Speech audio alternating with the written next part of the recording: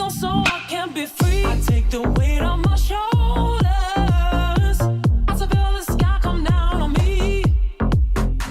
And I can't hold it much longer. Gonna let go so I can be free.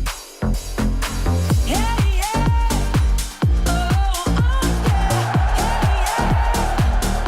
Hey, happy Tuesday. FT Live. Fraser, Pratt, Braun, Krasinski. How you doing? Merch looks good. No, don't do that. Fly swatter. No, we'll talk about that in a sec. A new sponsor we're excited to share. Guys, how you doing? Good, man. How are you? Doing well. Got a lot to break down. Injury news, both positive and negative. We'll get to in just a moment. Also, special day as we wish Sarah Langs a very happy birthday. And not only does she let everyone know, hey, it's my birthday, I'm going to have myself a day, watch some baseball, but really most importantly, Sarah with a tweet that's getting a lot of pub, as it should, about 500,000 views. There it is. It's the day Lou Gehrig's streak ended. It's 1 month to Lou Gehrig Day, ALS Awareness Month. And she said, let's raise awareness plus money with fist bumps for ALS. So nice and easy challenge. You donate to ALS research if you wish. You can post a fist bump vid or pic and nominate at least 3 others using the hashtag fist bump for ALS. I'm wearing her shirt today. Baseball is the best. And also, swing it back over to us. Nice you don't and have simply. a larger size? Yeah, it's for you. I got you one. Because you have the small. I got the medium, and you got the whatever you want. I got the adult size. Correct. You got the adult. You got yours a baby gap. Let's and I got focus. mine at regular gap. Yes. The real important thing is we got the shirts. Yes. And thank you, Sarah. It's for a great cause. Happy Thank birthday. you, Sarah. And then fist bumps for ALS, please. Fist bumps. I don't know. Kratzy, Frage. No. All right, each of you nominate someone. Kratzy, nominate someone. Brett Phillips. Great call. He's coming on the show in a little bit. Make sure I'll he knows. nominate Ken Rosenthal. He's coming on the show soon. Todd Father, anyone you want to nominate? I'll nominate the guy with the most money, Cohen. Big Cohen over at the Mets. Hey, good call. I like that. And you? I got Ozzie Guillen because he's coming on tomorrow, and if the White Sox win, he will be shirtless tomorrow. No, he won't. Yes, because he did a thing where he said if they go on a winning streak, every time they win a game, he'll take a piece of clothing off. So I'm nominating him fist bump and to come on shirtless, even though none of us want to see it. Every single time they win a game. No, they have to win. They haven't won 2 in a row yet. So he said In a if row. they go on a winning streak. On a winning streak. It has to be all in a row. Yeah, so if they win tonight, that'll be 2 in a row. That's a winning streak. Wow, that is a winning streak. I thought 3 in a row was a winning streak. Well, for the White Sox right now, Todd, 2, because they haven't even gotten to 2 yet. All right. Baby Have they steps. not had a 2-game winning No. streak this year? Holy shit. Pedro Grifol has been kicked out of 2 games in a row before he won 2 games in a row as a manager. Oh my gosh. All right, Yeah, well, welcome to White the Sox. White land. Sox, for all of their struggles, have hogged up way too much True.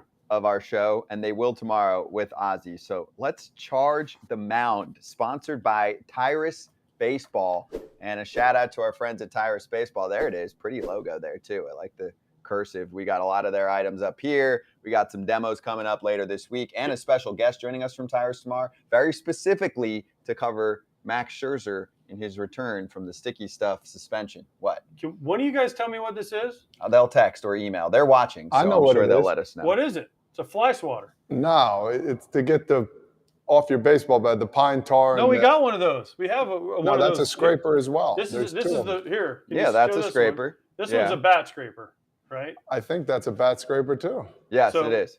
but- There's different varieties of bat scrapers. You obviously didn't need I it, never I had a guess. bat long enough to worry about the pine tar piling up. I never seen this one. I've What seen about the you, other- Todd Father? Did you use that? Yeah, I mean, I used it. You use alcohol, put it on the bat, and then you would scrape it off like this as much as possible. So this is a good rag right here. Nice use. I say, yeah, we got the whole Yeah, gamut there we in here. go. See? We're Okay. good to go. Thank you, Perfect. Todd Father. Perfect. I thought this thing was a smack Scott when he gets out of line. Hey, you're lucky that didn't get caught on camera. Otherwise, workman's comp. You're suspended for a week. So I'm anyway, Anything for a follow. We promise? what? I'm You want to be suspended for a suspended, week? don't you? All right, I'm keeping this. So let's charge the damn mound. Bryce Harper is back. I can't believe I'm saying this, Kratzy. You're the Philly guy. 160 days after Tommy John surgery, that is a record to come back in Major League Baseball. I know it's not a pitcher, it's a position player, and I know he's going to go back as a DH at first. But the target date that we were hearing in the offseason was the second half of the season. That's like mid-July. It's May 2nd, and he's back for the Phils. Your thoughts? He said, no, I want to get a couple games in before Cinco de Mayo. He had this circled in his calendar, and I don't get it. Like, this guy's got something different coursing through his veins to be able to come back this quickly. But you hear of some people that can heal quick. My biggest thing would be make sure you're ready. No rehab. He's going to rehab against the Dodgers. Like, and he's going up against Urias too, who's not an easy customer for righties or lefties. But for Harper coming back, it will definitely put a jolt in their lineup. Whether he swings it tonight or not, to me, I'd want to see what he does in the first 2 weeks, because essentially that's everybody else's normal rehab time. But he's back, and there is excitement all around Philly for sure. Didn't he call it too around this time? 160 days. I mean, that's phenomenal. How many times does that work out, Scott? I've never seen that before. But yeah, he's determined. He's a bulldog, man. So for him to pretty much call his shot about when he's coming back, I think that's really cool, and it's going to be really great for the Phillies, because once they get going, there's no stopping that team. It's not like he beat the timeline by 2 weeks. He beat the timeline by 2 months. It's crazy. I think it would have been different. We saw Ohtani do this too. Remember when he had Tommy John a couple years back, and he could just hit. Hitting and throwing are completely different animals, because throwing you get kind of this way, and so the Tommy John is down here, right? Mm-hmm. Well, hitting is a completely different motion. And he had a brace he wore last year. He's going to wear the same brace. So I think hitting-wise, now the one thing I don't love is what Eric said, that he didn't go on a rehab assignment at all. So he has no at-bats. He has no at-bats since the World Series last year. Hasn't seen live pitching unless they've done some simulated games. That's tough to do during the season, though. I don't love that, but he's Bryce Harper. He's a better player than I ever was, so go get him, and I wish him the best. So he's homering tonight. Yeah, I was going to say, he's going to hit 2 tonight. How many homers tonight? Just one? Not unless I pick it. Is that my lock? If that's my lock, then my guy's he's not putting a pump out. But please don't touch that. It's part of my lock. We'll get to that later. Uh-oh. But did you see what Doc Roberts said to him yesterday? Because the Phillies are in L.A. They got smacked around by the Dodgers yesterday, and that's the other part of this is they're fine. Mediocre start, 15-15 for Philly, 4th place in the division, but only 4.5 games out of first. But Doc Roberts was like, really? Now? Couldn't you wait a few more days? It was funny. You would have thought he would have waited till a home opener, or they get back home. In front of the fans? No, he doesn't care. He just wants to get on the field. True. There's the tweet from Fabian Ardea from The Athletic. He said, this is the quote from Roberts, "Hey, sit out 3 more days." Doc yelled at him when he was taking grounders at first base, which will be interesting too. Bryce at first, maybe in July. It's going to be a while, though, because to play first, you have to be able to throw. Yeah, that'll be a while. So I don't think that's happening anytime soon, because throwing, like we just talked about, is different than swinging. Mm-hmm. Jackson said in the comments, Ohtani was back after 7 months as a hitter. So you're right, but it's quicker. But they also had to be more. This is careful. 5.5. They had to be more careful with Bryce than Ohtani. More careful with Bryce. Yes. No, Ohtani was back Why? after 7 months. This is 5.5 months. I mean, sorry, they have to be more careful with Ohtani because he pitches. Yes. Yeah, because he pitches. And so they're much more worried about long-term elbow than they are about Bryce. If Bryce has to move to first base, because let's not forget they had Reese, who unfortunately hurt his knee in spring training, and he was a free agent at the end of the year. So they could always say, hey, Bryce, you're great in right field, but let's slide on into that first base opening we have and find someone to play the outfield. People think it's easy just to go to first base. This is a tough position, man, especially – being an outfielder coming in. I think it's going to be tough for him, to be honest with you. It's a tough spot. You got to have good footwork. Outfield, you just got to get – I'm not just saying the only thing, but you run to go get balls. But you got to have this great footwork. You got to make sure your foot's on the bag the right way, picking balls. So I'm sure they went through the whole gamut and, from A to Z to make sure he knew what he was doing. But positioning-wise, bunt defense, there's a lot that goes to it. So DH, I think, is a good spot for now. Next up. Well, no, hold on. What? No, just on Todd's point. They're not going to stick him at first base this year. You don't think Kratz, will they? They'll let him go through spring training next year. No. He'll DH this. No chance. He's going to play first base this year. You think? Yes. I think they would wait because you got to do with all the things Todd just said. You got to learn bunt defenses. You got to learn positioning. And I would rather have a guy go through all of spring training and learning all of that before you just shove him in. He's doing that before games. I think you need longer than spring training too, especially if you're not an infielder. That's my argument. If you're not an infielder, you're gonna I would go a month before or a couple weeks at least. Just do nonstop baseball first baseman work. I mean, July 15th, baby. You know, that's when he plays first. Todd Father, July 15th. He's back he's at first base. All right, back on the let's field. see what happens. I think Kratzy, you're the Philly guy. You gotta help decide this shit.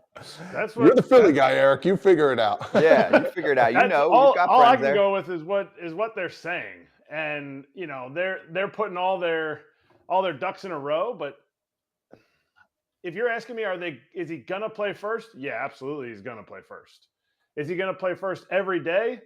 That's hard to say because Bohm's made a nice transition over to first when he's over there, and Edmundo Sosa, who's playing third, is hitting the ball. And the biggest issue, they were afraid Sosa wasn't going to hit the ball. Now all of a sudden you have an elite defender taking up the left side there, and if Bohm keeps swinging it like he's been, I think they'll keep him at first, and Harper would just keep DHing. Ultimately, to me, you got to have Harper back out in the outfield. I understand you don't have somebody at first because they had no desire to re-sign Reese. But you can't keep running Castellanos and Schwarber out there on a consistent basis. Maybe mixing those guys in, and then you get Harper out there. I don't see first base as a long-term option yet because he's not, compared to the other guys, he's above average. I think he's probably more like an average outfielder. But if you plug Bryce into first base every day, then you can use Castellanos as DH. You can use Schwarber as DH. That's huge. That's a huge thing. And then you go out and it's easier to find a good defensive outfielder than it is to have a guy like Bryce Harper play first every day, and then you can mix and match with your DH. That's a bigger deal, especially if you're going to lose a guy like Reese, who, like you said, they didn't seem like they have any desire to bring back. Dave Pache. I can't now because he hasn't played much and hasn't played well. Admittedly, I used to know how to say his name perfectly. Christian Pache. Pache, yeah. Yeah. Phillies have him. I know he's hurt, right? Still with the knee injury. Yeah, just a little. It was a meniscus thing, like 4 to 6 weeks. Yeah, I mean he is an elite defender. If he can ever hit, he is an elite defender, or at least a late game replacement for the team. I mean that's why they have him. I mean he can run it down with the best of them. But here, one more question before we move on. Chapman Mattis in the chat right now says, on AJ's point, hitting versus throwing. Any concern with the violence, whipping nature of Harper's swing compared to more orthodox swings? I mean, he's got a violent swing always. But he played with this last year. He played with the torn UCL, which again is right here in your elbow. Mm-hmm. He played with it all the way through and then waited till after the season to have the surgery because they were on a run. But now he got it repaired. He got it repaired, so it should be better theoretically. But he didn't wait a long time for rehab. And he said it's not going to. It's never going to be 100% until he gives time. You can't damage anymore. It's fixed, and realistically, it's not going to be fully healed till probably after the season. I respect your opinion, but I'd rather also ask someone who uses a bat scraper. Todd? My point is that the final thing here is comfort, his comfort level. You know, I don't think his swing's going to be different, but, you know, on certain pitches, is his motion going to be a little different, you know, in the beginning? I don't know. So that's where I'm just going to see, like, comfort level, the inside pitch, you know, trying to drive that what is it, the bottom hand through since he's hitting lefty. I don't know. I've never had it. So I always think after an injury, how much is your comfort level going to be? And I think, as AJ pointed out, no rehab assignment. He must have been facing live every other day at least. So if he's ready to go, then we'll see. We'll see how it pans out. Where would he face live pitching, though? You're in the middle of the season. Well, you got guys that are rehabbing, and, you know, maybe they're trying to get back going, and rookie ball guys too as well. Their season probably hasn't started yet. So they kept some guys too. There was a whole story about it. I forget it already because I read too much. What? They kept some. They had some minor leaguers facing him. I think. 100%. Or they kept him back. He was with the team, wasn't he? Guess Because what? I saw him in Texas. Oh, you're in the minors. You got to go to whatever league and develop. Actually, you're staying for a few more days to throw to Harper. Yeah, think everyone would rookie be ball fine with doesn't usually start for what, Yeah. Eric, another month or two? Yeah, rookie ball's not till after June. And I was they're just still- informed he was facing Ranger Suarez and some other guys. Yeah, There so you he's go. good. Yeah, Ranger Oh. Suarez is a good guy to face, I would say. Yeah. a big league guy. Yeah, he's a a little number more 3. accurate. Yeah. Aaron Judge, we talked about it yesterday, and then hours after the show, it became official. He tried to work out on the field. They didn't feel like it was good enough to go. So he's got the right hip strain, sending him to the IL. He can return as early as May 8th because he's already been sitting out now for several days. So, I mean, he's potentially less than a week away from returning. It's not the end of the world. And the big thing from Aaron Boone was, he said, quote, "We don't want to put him in a position where he goes out and compromises somewhere else and the injury becomes something else or worse." That's the biggest thing. And he even mentioned Boone at one point, like 80%-ish if he's like that, and then it turns into something worse. I mean, this is where you wish you could talk for Booney and be like, if he goes out there and he's not 100% and he gets hurt, we are fucked. That's what he Pretty should much say. what he said. Yes. He pretty much did say that. They are Yeah. very reliant on him, and they have been missing him. They do not look as good We right hit it now. yesterday. Devastating loss for the team We hit last this night yesterday, too. remember? Most valuable player. Yeah, the back hurting His from back carrying hurting the from team. carrying the team last year into the playoffs. And then in the playoffs, he didn't hit. He got booed, which is a disgrace to the Yankee fans. And then they didn't do anything in the postseason. And now, since he's been out, they haven't done anything. Terrible loss last night. I think we're going to get into it a little later with Boone and Herman and the way Herman was pitching and then blowing the save, the whole deal. But this is a probably bigger loss than any other team for one player. I can't come up with another team that needs one guy more than the Yankees need Aaron Judge. Ohtani? No, they're not winning with or without Ohtani. That's a tough one. I said this in the beginning of the year. If they go 500 for the first 2 months, not saying that Judge and Stanton would get hurt, but if they're around 500 after the first 2 months with, Rodon coming back, Canely in the bullpen, Bader, just to name a couple guys, that Donaldson, that are going to come back and, hopefully help the team out. We got like Carlos Rodon, helping out Garrett Cole and the boys there. I thought they would be fine, but now looking at this is they're 500 right now with a whole month left to go in these first 2 months. This is trouble, and these guys, they got to figure it out. I know they got good arms in the minor leagues that throw really hard, but are they willing to bring them up? Who's going to supply the power? That's my biggest thing. You got Rizzo. I mean, who else is going to supply the power with these guys gone? So are they going to have to play fundamentally sound ball? Are they going to go small ball? Supplying runs right now is not in the Yankees' favor, and that's the biggest problem. Got a lot of Yanks fans in the chat right now, too. NYY News TV. Yanks are a 500 team since the All-Star game last year. Major issues, and it isn't about Judge. JS 9 innings. Yankees are screwed. They failed to score at least 3 runs in a game 13 times already this season. Here's from Katie Sharp, the tweet. Since April 10th, the Yankees have scored 3 or fewer runs in 15 games. That's the most in MLB, 3 more games than any other team in that span. Tell you what, there's a stat for everything, huh? Hell yeah. But it's true. It's true, though. She's right. It's true. The It is numbers are the 100% numbers right true. now. They're not scoring a lot. It And is hey, the bottom of 100% their true. lineup, remember Kratzy, we did the game with NYY News and we're looking, we're like, man, bottom of the lineup. When those guys, and they've been struggling, when those guys don't look good, Hicks at the bottom there, it's a struggle. And even Volpe, he's young, and they're letting him play through it, which we said yesterday I respect. But there's a lot of spots in the lineup right now where you're like, okay, I can get through this. IKF has no extra base hits for the season. We're in May. Volpe struggled. Cabrera struggled. Hicks has struggled, would be nice to put it. The last 2 years, maybe. That's nice of you. Okay. Donaldson's out, and he was struggling before he went out, and since kind of he's been a Yankee. Judge out, no Bader. Stanton out. Rizzo's been the one guy. Trevino hit a home run yesterday.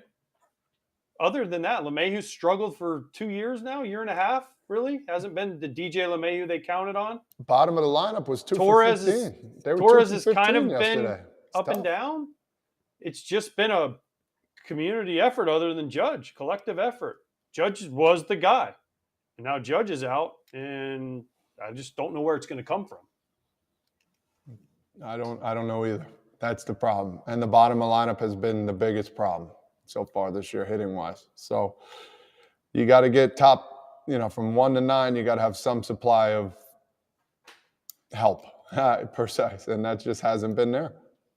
Yankees outfield yesterday: Oswaldo Cabrera, IKF, Willie Calhoun. It's just not a Yankee outfield. No, it's May 1st now, May 2nd. Look Too at who early. they have on the IL. 13 players. $160-ish million. They got dudes on the IL. I'm not talking about guys that are borderline major leaguers. They got dudes on that IL. Dudes. Excuse me. God bless you. Oof. No, I mean, Top Father's allergic to that. I mean, the Yanks, they got to get going. He's allergic to the injury bug. Yeah, it's a stank right now. Kratzy, that's your former ball club too. I mean, this team has the second highest opening day payroll. And we're going to bring Ken on in 30 seconds, but what's wrong? Sorry, Kratzy. They got 2 top starters. I mean, you think of Rodon and Severino. I mean, man. I mean, I don't care what people didn't pass. Severino's, he's still pretty good. Carlos Rodon hasn't even shown New York what he's about. So it's like, and they're missing pretty much 80% of the bullpen. So right now, it's going to be tough sledding. If they could find ways to win, that'll be as huge for the Yankees. Right now, it's going to be tough. They'll be fine. I don't know. Everyone else is. They're not. Are they going to catch the Rays? No, they're not going to catch the Rays. Blue Jays? That is. So what's fine? Because Yankee What's fine? fans want a division. What's fine? Yeah, they want to win 110 games. You just got to make the playoffs. Got to make the playoffs, and you go from there. You guys have mentioned every single player, and like they have no opportunity better than now. The guys that need to step up, because when Judge and Stanton come back, you're talking about minimum 70 home runs from those 2 guys in a full season. Like, very seldom can you guarantee that from 2 players. I get it, the injury bug, but you can't just be like, oh, well, we spent so much money and we have tons of depth too. Like, they're not the Braves. They don't have that kind of depth and youth. They have a little bit of an older lineup, so they need the youth to step up. And this is the best time. Bader will come back. Bader will probably have an OPS anywhere from 750 to 770. And they're just going to run guys out there that do that all the time. 770 OPS is going to be a good year for Donaldson, for LeMahieu. And so to me, it puts more onus on, yes, the pitching staff, but I think the pitching staff's done mediocre the whole time. It's going to put more onus on Booney to get things going. No longer are we waiting for the home run. Who's going to pop a dinger from this team? Rizzo? Well, if you just keep the ball out of a certain area, Rizzo's not hitting a homer. But the thing that Rizzo does do good is he takes his hits. LeMahieu takes his hits. You're going to see a different, if Judge is gone for a month, whatever he's gone for, you're going to see a different type of baseball that you're not used to seeing from the Yankees, because you just can't pop dingers out of the ballpark, up and down the lineup like you thought you could when you built this lineup. Yeah, we'll get into it with Ken right now, but to put a bow on Charge the Mound, presented by Tyrus Baseball. Shop at tyrusbaseball.com, where you'll find high-quality Tyrus maple bats, pine tar, grip sticks, rosin bags, and other accessories. The pros know Tyrus. Time out. Do you? On the left, this Scott Slapper is Yeah. to get the pine tar out of the can onto the rag. Boom! It's not a bat scraper. The bat scraper's right next to it. Yeah, but see the red thing? That's Yeah. what we said, man. We said that. Yeah, we said that. It's to smear the pine tar on your rag. I think we said that. Didn't Todd I Father thought say Todd that? said it was a scraper to scrape No, the the pine tar scraper off. is the other I one. said to put So it on. Okay, that's you why, win. honestly, that's why we're doing this. We need this sponsorship 'Cause so I we don't can know. teach AJ about the tools of I didn't baseball. use any of that stuff. You're a high school baseball coach. But I didn't use any of But that stuff. you need to have all of the tools All on the tools display. available. Okay. All the swag. He calls it a back scrapper, too. I love that. Back scrapper. Hey, you can do whatever you want with it. Let's bring in Ken Rosenthal to keep this going right now. Thank you, AJ. I'm telling you, at some point, you're going to get suspended for this shit. This is why Ken, I always say this, it's going to be a regular thing, Ken. This is why he has his own show. fair territory. It's his own show as well because he doesn't have to deal with you all of the time. He needs a break from you Shouldn't have sometimes. to deal with our shenanigans. All right, Ken. As you can see, I'm having a lot of trouble with my co-host sitting way too close to me today. Thoughts on the Yankees? You wrote about them in The Athletic this morning, and they're already missing a ton of players, and that is capped off by Judge going to the IL yesterday. Well, my thoughts are basically what I wrote, which is who should be really surprised by the Yankees having a lot of injuries? They have a number of older players, some of whom have sort of lengthy injury histories. So this is not a shock that they're in this position. The question is, how do they get out of it? And that's a troubling question for them, in my opinion, because their farm system is not quite what it has been in recent years when they traded off a ton of guys to get players who would help them contend, or at least in theory, help them contend. So now they're a little bit thinner, and they have multiple holes. If you look up and down that lineup, I had this in the column, where they rank by each position in OPS. Really, the only elite positions are first base, where Rizzo has occupied, and DH. Now, obviously, Judge splits time between three positions, center field, right field, DH, so that kind of detracts from that statistic. But at the same time, this is not, as you guys were just saying, a dynamic offensive team. It's the typical Yankee slug team. And when you're missing with Judge, Stanton, Donaldson, you've got a problem. And the problem that I see going forward is this isn't going away. It's not like they're going to suddenly be all whole and healthy at once. Chances are it's going to be, as I wrote, whack-a-mole all year long. And you'll be hitting and trying to figure out which guys are playing and which guys are not. That goes for the pitching staff too. So 8.5 games behind the Rays right now, in last place in the AL East. You've got a more balanced schedule this year, so you only get 13 cracks at the Rays. 6 of them are coming in the next 2 weeks when they could be without Judge. They certainly will be without Judge this weekend at Tropicana Field. So I'm a little concerned. I can't say I'm overly concerned because 3 wild cards, they should get there. But winning the division, that's going to be difficult, at least as it stands now. Hey, Ken, real quick, talking about Judge's injury, do you think it, not only the hip, do you think it could be like something else that could be bothering him, like a hand, wrist area? Have you heard anything from that as well or no?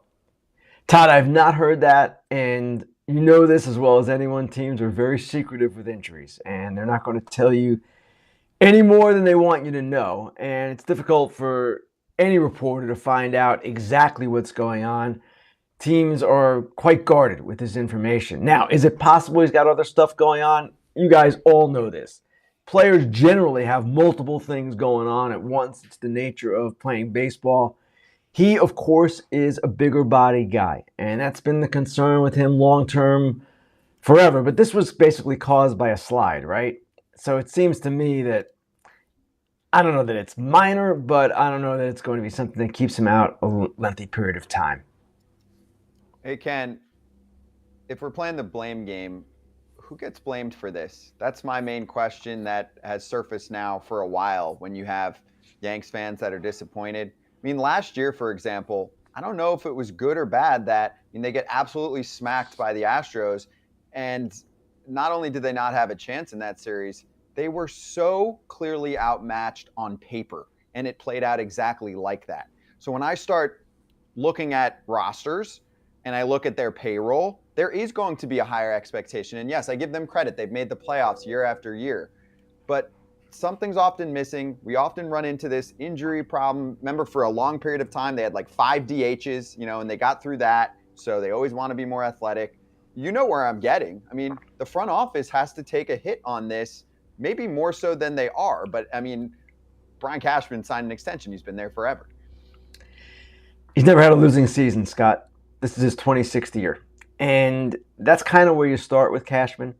And I know a lot of Yankee fans, I have friends who are Yankee fans, they are exasperated with him. And they see these roster problems year after year, and they say, hey, what's going on?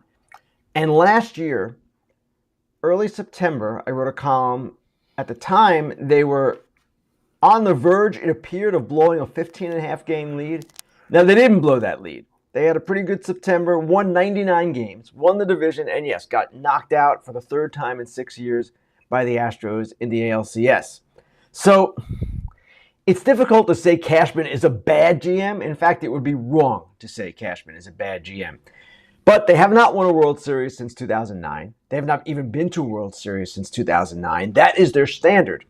And they have not been able, for whatever reason, to get on that kind of run in October, to put together the kind of team that wins in October and overcomes the Astros, which has been their principal nemesis.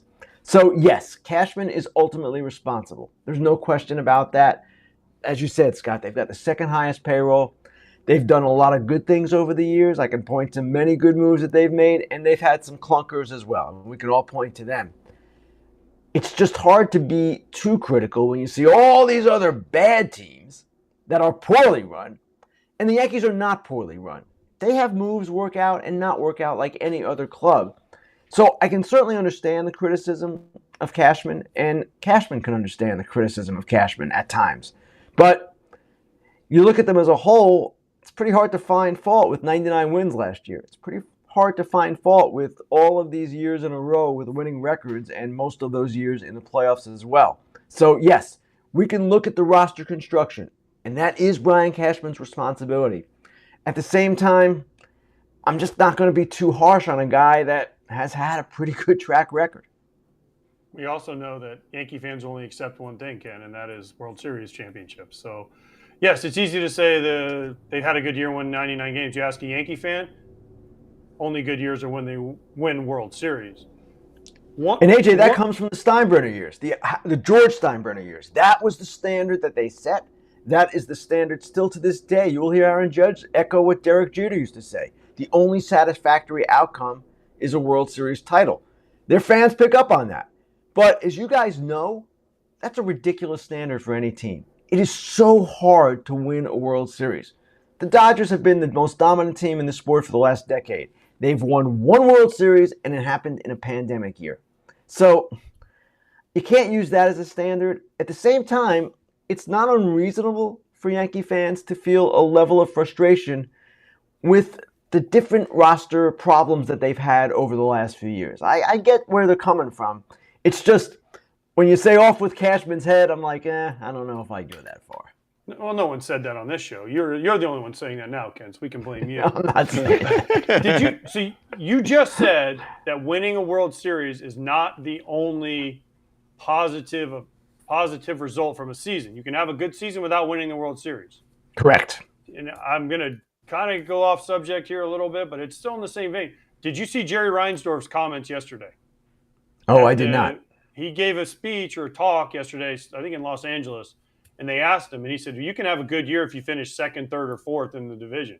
And I'm thinking, well, that's weird, because the ultimate goal, isn't it always to win the World Series?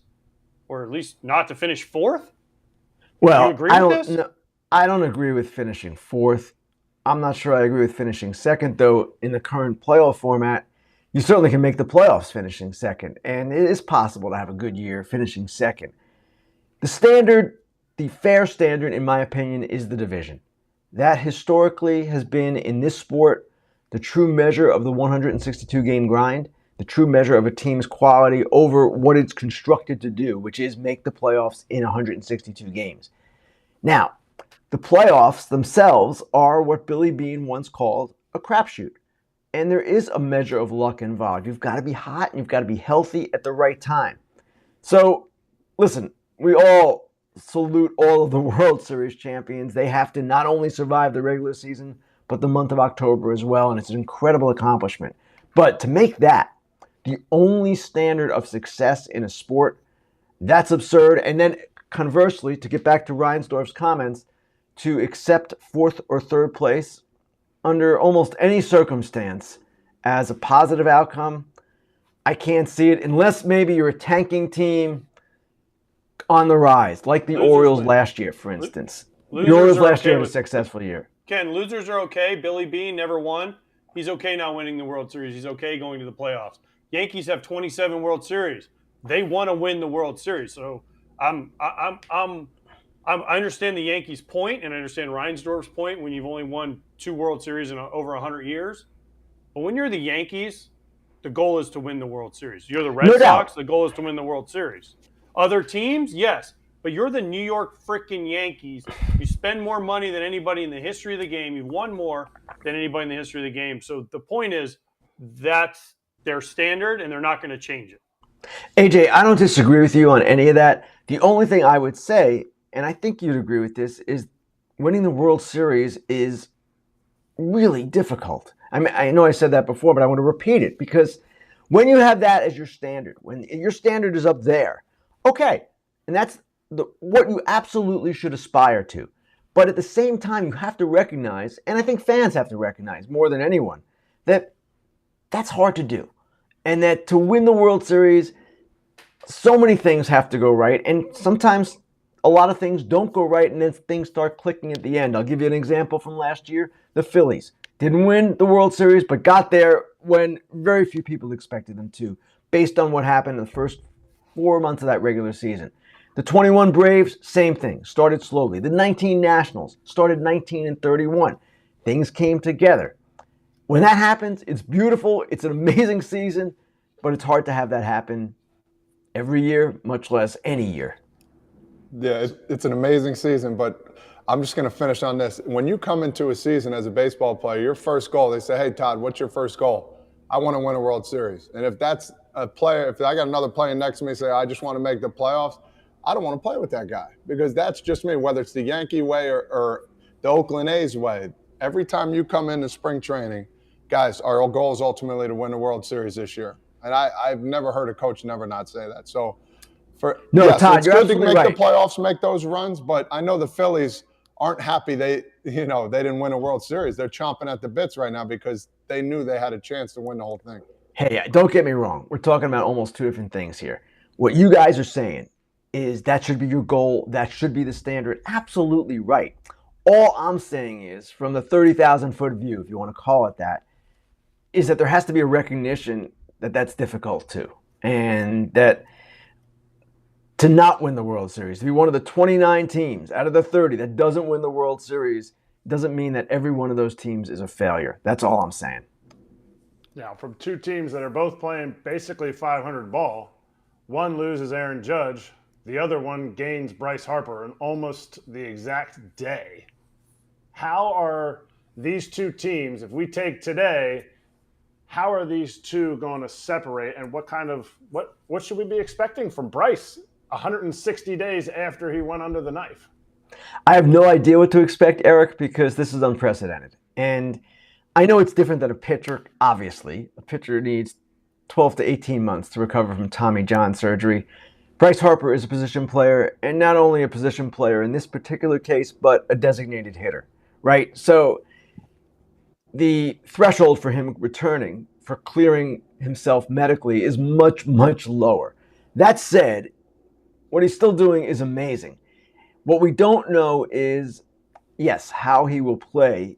He hasn't had a minor league rehab assignment, hasn't picked up a bat since the NLCS, or the World Series, and it's just impossible to venture a guess. I would imagine it might be tough for him to get up to game speed quickly, but I don't know.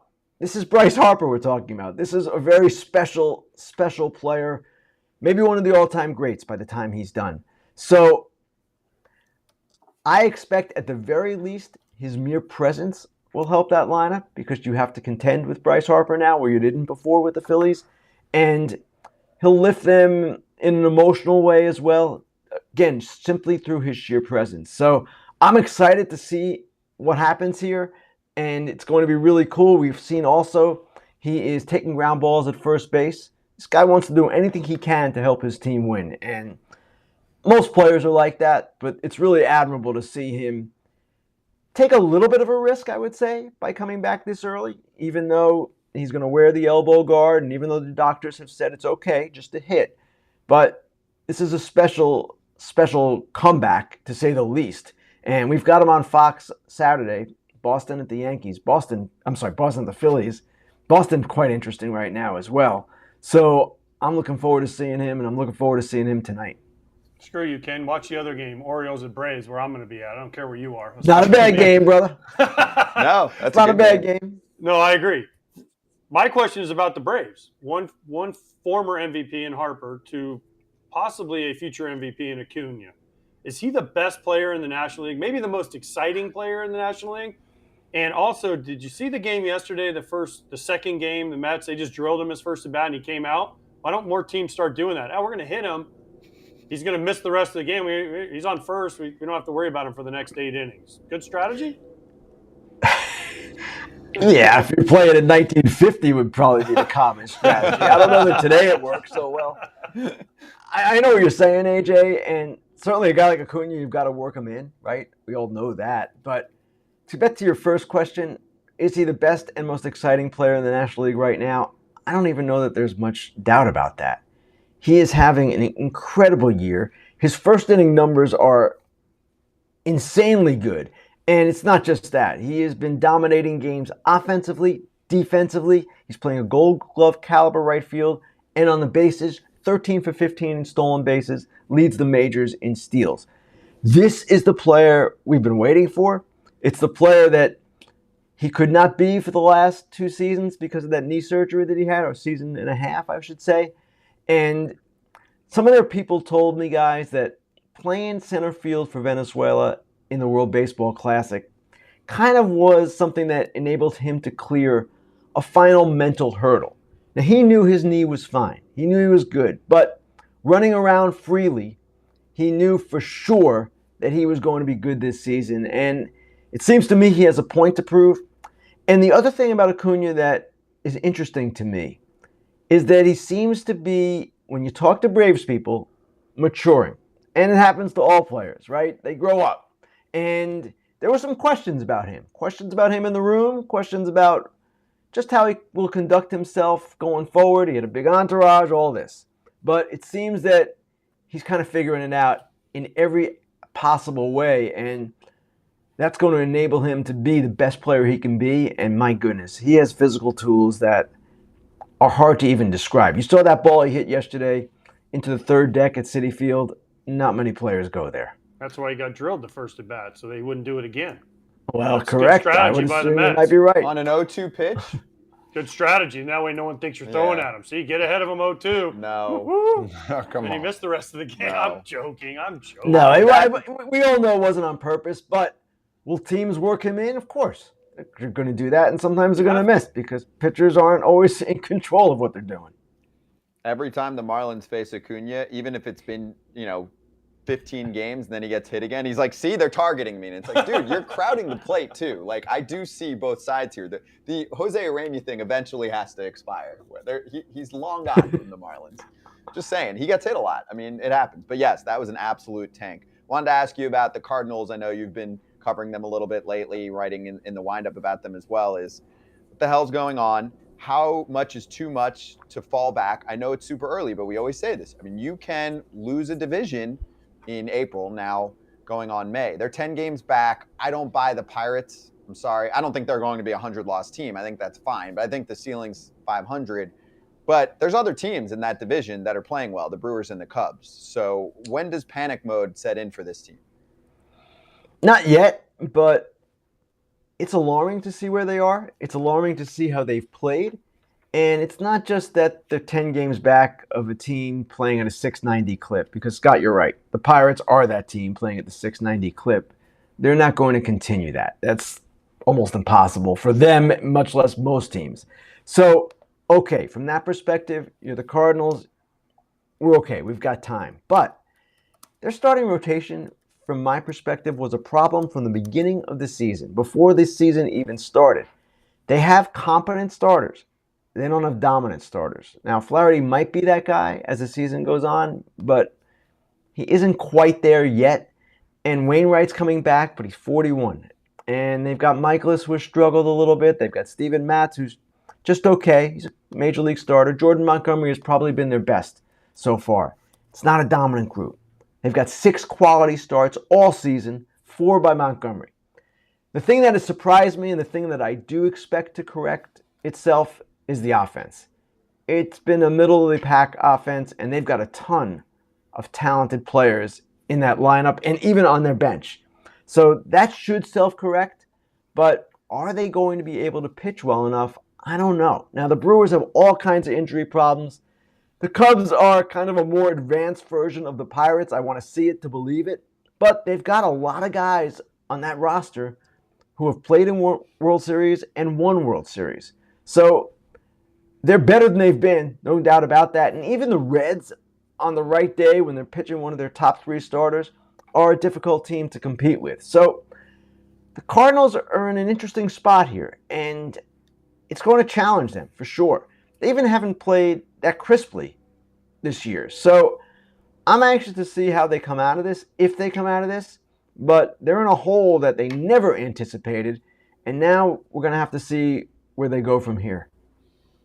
Hey, Ken, unique kind of quote here from Trey Turner. He said he definitely would have entertained coming back to the Dodgers had they pursued him in free agency. There wasn't much conversation, talks, well, it says it right here, in spring training. My question to you would be, why wasn't there much talks, do you think, in your opinion? And is there a possibility, and now this is speculation, saying, Gavin Lux might be our guy, $750,000 compared to the pool of money that he got. Could that be a possibility? Because you never know. This is a business. Baseball is a business, as we know. And there's options, there's specific things that they go through every year. But why do you think those talks kind of simmered down? Todd, I think you hit it on the head. They wanted to play Lux, and I was never convinced that they were completely sold on Trey Turner as that kind of player, a $300 million, one of the great players in the game types. They liked him. He's a good player in their eyes. I don't know that they saw him as the kind of guy they wanted to commit that money to. And then you look at the big picture with them, what they did this offseason. They kind of took a step back in payroll, and it seems to me at one point they were trying to get under the luxury tax threshold, put them in an even better position to bid for Ohtani. That's where I'm going. And they're mixing in younger players this year. Lux was part of that plan. Outman certainly is part of that plan. They've got a number of pitchers that they're doing this with as well. Miguel Vargas at second base. So it was a year of transition. And as AJ was saying, Shohei is a big part of that logic because you bring the payroll down, then bring it back up with him. At the same time, they're back over the threshold. So I don't know if that plan necessarily worked out the way they wanted. And for whatever reason, Todd, I don't get it either, but they didn't see Turner like maybe you and I see Turner. Ken, before we let you go, I have one question for you, and it's a very personal question for me. Oh, great. On your show, Fair Territory, you seem to be doing a lot of this, okay? And that's what I do. It's my show, AJ. I have to talk. Eric Kratz asked you a Twitter question the other day, and he asked if you could beat me in a spelling contest. Here it is. No, a spell contest. There's a difference. Contest. I don't know what that spell contest or spelling contest is. Well, he can't beat you in a baseballing contest, so it's a spell or a baseball contest. So it's a spell contest. Okay. Oh. So, and then you responded with, you can't beat me in many things physically, understood, but you can beat me in this. So let's go. Can you spell supercalifragilisticexpialidocious? Go. No, you need an independent arbiter on this. This isn't the MLB, okay? Yeah. I probably can't spell that word. I was speaking more generally. Oh, and AJ, I got it. SUPERCALIFR. Yeah, I'm sure you got it right in front of you. ISTIC. Yeah, I'm sure you do. AJ, I thought I answered the question kind of humbly. I freely conceded there's not a single thing on this earth physically that I can beat you at. I also conceded that there's not a hell of a lot on this earth that I'm actually good at. Spelling happens to be one of the things I'm pretty good at. In writing. Now, writing. I'm writing. Maybe once in a while. Way better than you. 100%. Yes.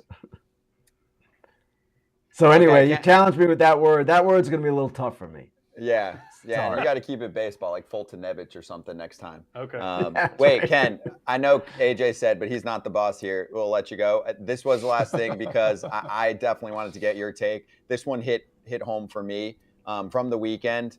Obviously, there's A's protesters, which I think is awesome. Just fans being like, hey, what the hell? You've treated us like shit. Obviously, we're not going to show up to a minor league game with a stadium that has infestation. But what do you think about the editing that went down and then the league's like, oh, we didn't know. Like some rogue editor decided, I don't like those protesters. I'm going to edit them out. Scott, my view of it, and I said this on Fair Territory yesterday, was that it was foolish. And it's foolish from a couple of different perspectives. One, just let it be and let people have their say and not remove that from your video and highlights and all of that. Just let it go. People are going to have their say. They have a right to have their say. They have a right to be upset. But really more important in this particular regard, I don't know if it's more important, but I'll put it in this context. You brought more attention to an issue and more scrutiny and more ridicule than otherwise would have been there. If they had not done this, no one's paying attention. No one's looking at the signs and even worrying about it. Maybe they'll notice and say, hey, that's cool. The Ace fans had some signs, or not cool. But by removing them, and you can see the video right there, nice editing job. I'll give them that. But it just brings more attention to it, and it's unnecessary. And yes, MLB issued a statement saying it's inconsistent with their policy, and once they were made aware of this, they corrected it. Please. It's not one person making this decision. Scott, you and I know this. It's probably multiple people. It's probably a thought process coming from someone somewhere above. I'm not saying all the way above to the commissioner, but people acting what they think is in the game's best interest. It's not in the game's best interest. You just brought more attention to something that was not going to get all that much attention in the first place, and you look kind of silly doing it. Couldn't agree more. There's a chain of command, and it's not okay either, because then you want trust, and you know, in sports in general, you want to push the point home that everything is real, right? This isn't WWE. You need to show what the hell's going on and not edit it. You can't scrub stuff. Hey, And wrestling is real. No, we'll get to that. All right, Ken, thank you so much. You can listen to Fair Territory or watch it on YouTube right now. Latest episode includes that Dork of the Week. Ken, we'll talk to you later in the week. Thanks, guys. Thank you. Yeah, it's good stuff. There's a lot going on. Man, you never go a week in the freaking sport without some absolute drama. Dude, you can't go a day in this sport. That's why we're doing a daily show. Awesome. I will say, that's why we're doing a daily show. By the way, Brett Phillips is going to join us soon, but we'll cover a few things in the meantime. Let's get to That's What He Said, and let's swing it back to the Trey Turner quote, and then we'll go to Aaron Boone, because I know a lot of people in the chat were asking about taking out Domingo German. But first off, what did you think about that, Todd Father? Trey Turner being like, yeah, I would have gone maybe and considered LA, but they didn't come after me. There were a lot of replies to that, social media-wise, with fans saying, dude, you said you wanted to go to the East Coast. You turned down more money from the Padres, which is totally fine. No, like Trey Turner, it's hard for many to say they wouldn't like Trey Turner. I mean, he's super smooth, fun to watch, pop, speed, not necessarily like saying anything that's going to offend or bother anyone ever, right? Like he's not real showy. So everyone was cool with it. They're just like, don't lie. You didn't want to go to the West Coast, and that's fine. No one cares. Yeah, I think there's more to it. I think if we were to talk to him more about it, that there would be maybe if he let the cat out of the bag, you know, maybe something happened, or like you said, maybe he didn't want to go, but there was talks, as we know. There was conversations, and then it died down after spring training. But yeah, that's the confusing part. He did want to go to the East Coast, but that's not going to stop a team if you really wanted them. Be like, hey, forget about the East Coast. Here's this lump sum of money. So the Dodgers did have an opportunity to still get him. The talk simmered, and yeah, I don't think there was anything demeaning about what he said or he was trying to knock a team. It was just like, hey, listen, if we kept talking, maybe something could have happened. So I would like to know a little bit more about that conversation. Mm-hmm. That's fair. All right, let's do the Aaron Boone situation from yesterday. A lot of Yankee fans in the chat today. And if someone's going to complain, we cover all teams pretty equally. So we've done a lot of White Sox, a lot of Cardinals, but the Yankees played last night. It was a bad loss for them. We covered the Judge injury and a lot of what's going on with this team. But the other piece of the puzzle here is 88 pitches in. Do you take out Domingo German in that situation? Easy for us to look back now, but fans were losing their shit, and it's not up to them on what happens.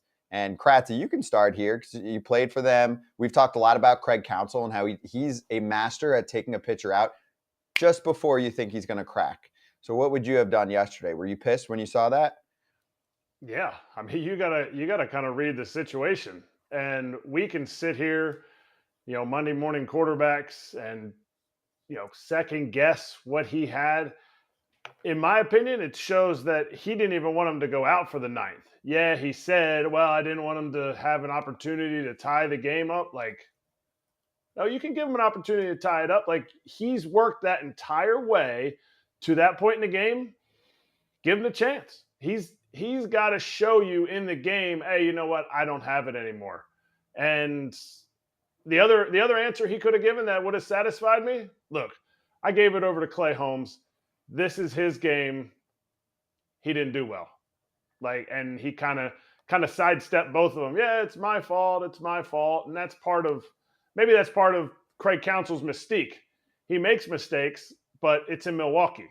You make mistakes in New York, it's not Milwaukee. How many times have you guys been in a game, the starter's dealing, and it doesn't matter who they bring in? Clay Holmes is nasty. We saw it in the World Series a couple years ago. Snell was absolutely – the Dodgers had no chance. They bring in – I think it was Fairbanks, and he was nasty too. But the Dodgers were like, thank God we don't have to face Blake Snell anymore. They go out and score the winning runs to win the World Series. This seemed like that type of situation. Oh, my gosh, we don't have to face Domingo German anymore. We're getting Clay Holmes. We'll take it because it's not Domingo German and what he's throwing. And then you saw a base hit, error by Holmes. All hell's breaking loose. Base hit by Naylor. They tie the score. Had a chance to get out of it. He walks to Nino, walks the winning run in. And guess what? Then you get Clase in the ninth. Good luck against 100-mile-an-hour cutter balls.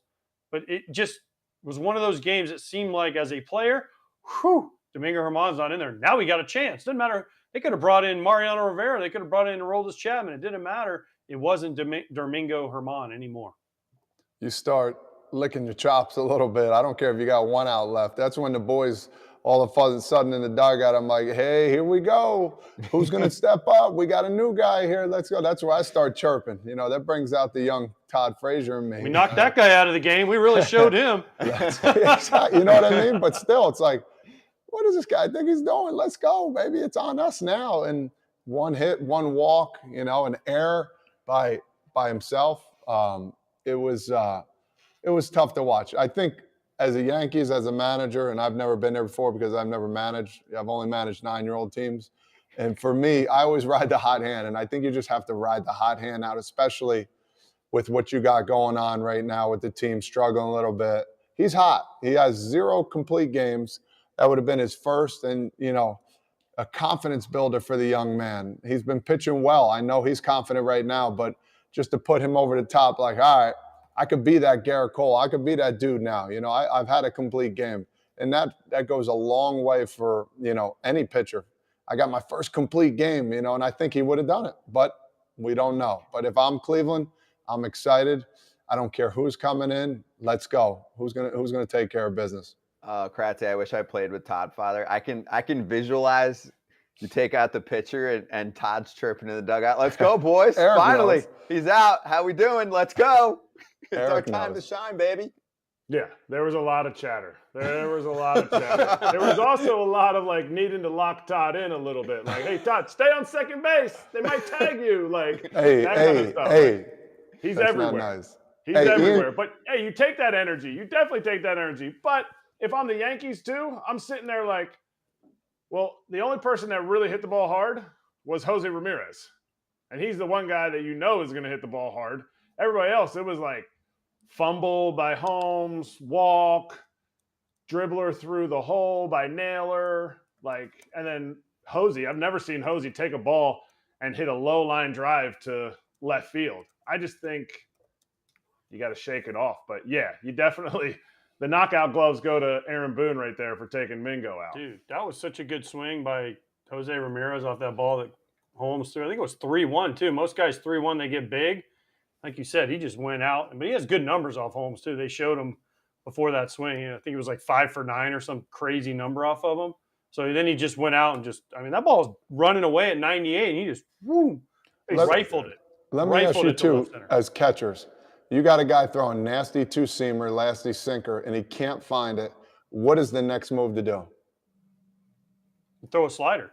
Throw something else to try to get him back in. A lot of times the play, and I think Kratzy would agree with me. If you get a guy that goes fastball, 5 pitches in a row, and it's ball, ball, then you want to throw something different. So whether it's a changeup, a slider, something else to get him to think about something other with a different release point. So if he's throwing sinker and he's here, and then he has to throw slider and he's here, at least that's something different than the same thing over and over again. So if you're Trevino, you say, okay, let's try a slider or a changeup, whatever it is, just to get his mind thinking about something else. and then hopefully he'll find the release point on the fastball. Now, let me ask you this, Eric. Now the slider's not working. They're laying off that. Is there a way? It's like I'm watching as I'm at third base. It's like, all right, let's go back to that sinker. Do you position your glove like high and tight? Like, is that childish? Do you try moving your target? Like, what else? What's another possibility? No, that's the other thing that I would have said off of AJ. I'm afraid, especially with a super sinker like Clay's, is if I go to the slider, is that next sinker that I'm going to throw flat? Now I might as well just keep throwing balls because at least we're not getting a new baseball. But the biggest thing for me is knowing your pitcher. You got to know, especially your closer. You're not just finding some sinker baller out of the minor leagues. Sometimes it is Todd. Sometimes it is, hey, he's a visual guy. So that means I need you to give me the glove way out here, maybe more like inner half to a lefty so that it ends up outer half.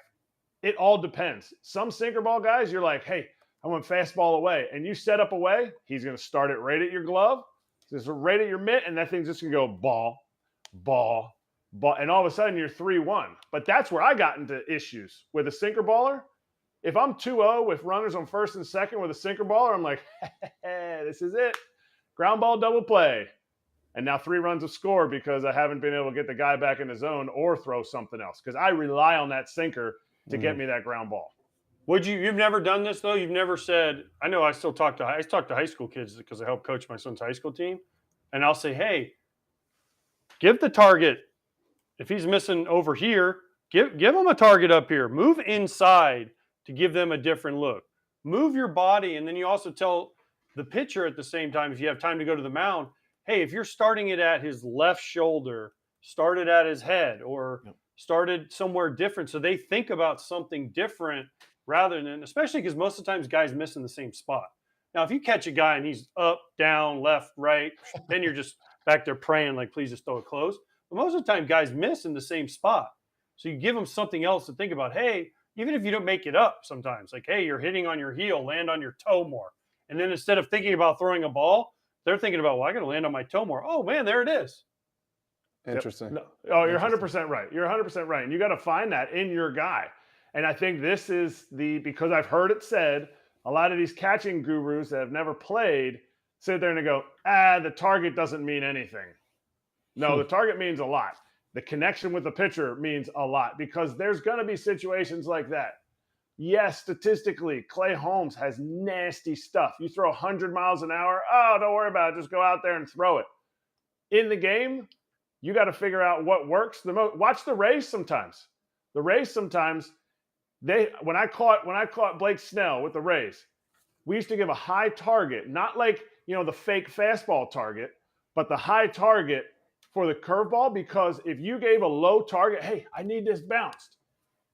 Blake's going to start that thing at your mitt, and it is going to end up 52 feet, and you're going to be out here trying to block a ball like Yadi Molina with it sticking to your chest protector. There's so much of that stuff. There's so much. You got to figure out what works for you, but also what is working for them in different situations. That's the beauty of catching. That's what's so boring about playing other positions. I hope young kids are watching this right now, man. Yeah.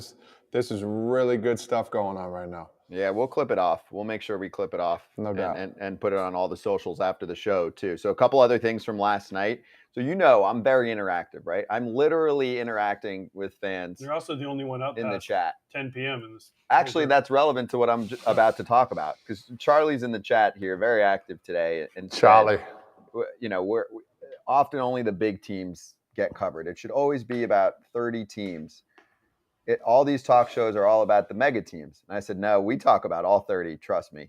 Way more than many other spots, MLB's, ESPN's kind of thing. We are making sure that if the White Sox are the story because they're a beautiful disaster and Robert got benched, we're all over it. So we've covered the A's like nobody. We've definitely covered the A's more than anyone. We've covered the Brewers more than anybody. Yes. They're not a big market. I said, give me a team. He said Reds. Okay, so here's what I want to explain here. Todd, go, because I don't know much about the No. Reds. Well, they're doing pretty well this year. Yeah, they're doing okay. They're doing better than expected. Okay. Now, for fans to understand, we're not going to, when I say cover all teams, we're going to cover whatever the biggest story is. If it's October, and it's the NLCS and the Reds aren't in it, we're not talking about the damn Reds. I think that's pretty understandable, right? We're not going, I wonder what they're going to do in the offseason. Like, that's not the focus right now. But we do talk about all teams. We covered Hunter Green's extension. I like Graham Ashcraft a lot. I like Nick Lodolo on the mound a lot. Joey Votto on. Now, this is a last place team, though. They're going to finish in last place this year, in my mind. They're 12-17. They're towards the bottom. St. Louis is not going to be. They might not make the playoffs now, but they're not going to be this bad. I'm not going to overreact. I don't think Pittsburgh's going to be this good either. I think it'll be them in Cincinnati at the bottom, which is what we anticipated. The other side of this is, yes, I did stay up. I watched all of the Pods game. Nailed it on our bets. We'll talk about that later. But Tatis is back. The Reds played okay. They kept up with them until about halfway through. Ha-Sung Kim hit a homer, and the offense erupted, and they thought that they were still in Mexico City because they scored 8. So the story from this one, though, is Tatis back in front of his home crowd. First time since September of 2021. It's a long-ass time ago. Mm-hmm. And he was bowing. He got a huge ovation. He also played really well. And here's some video from Tatis coming back. He looks good in right field. He made a nice play out there, and he's just learning the position. Of course, he can still swing the bat. So it's a huge re-addition for the Padres. And not that you expected anything less, but he's coming off a steroid suspension. Fans are going to stand, they're going to cheer, and they're going to say, we don't give a shit. Help us win ball games, and it's all good. Isn't that what they tell you? I mean, that's what they've. Fan bases have done that with anybody, coming back from a steroid suspension. They did that with Ryan Braun when he came back in Milwaukee. People are like, oh, how is he going to be received? I'm like, at home, they're going to clap, and on the road, they're going to boo. And that's exactly what, nothing's changed. Yeah. How quickly we forget. I don't think they care. I think fans are just like, cool, now he's back, and our team looks only better. The players care that you do steroids and cheat? I think the fans in San Diego just want winning baseball, and now he's back, and he served his suspension. I'm just saying. That's what I was going to say. Spoken, that's what right? I was going to say. I think having him on the team only helps it. And they're like, you know what? Let's give this guy the cheer. He deserves it because he's helped us before, when he was on steroids, whatever. I think more baseball players are like, whatever now. I don't know. I can't speak for everybody, but it's been a lot more players than, we expected. So in San Diego, they're excited. They got one of their best players back, and they're moving on. And so be it. And I think that's what the motto and what's going on there in California. Also, someone was disguised as Blake Snell on the mound. I like Snell, but he walks the world. No walks. He looked good I don't yesterday. care what he did. They won by more than 2 runs. So yeah, true. True. Yeah, but I mean, I have him as my World Series pick, and I'm feeling good about it. It's a really? super talented team. Yeah, why wouldn't I feel good about it? Who's scaring me? I'm not saying it's a lock, but I'm saying if you pick the White Sox or the Cardinals right now as your World Series team, you're fucked. For me, I feel really good about the Padres right now. You don't? Okay. Why? Okay. Why? Yeah, but you're like, okay. Well, I'm not sold on their starting pitching right now because Snell struggled. Musgrove hasn't been great. He just got back. Still, but and he pitched in Mexico. Well, you got to pitch. He pitched on the moon.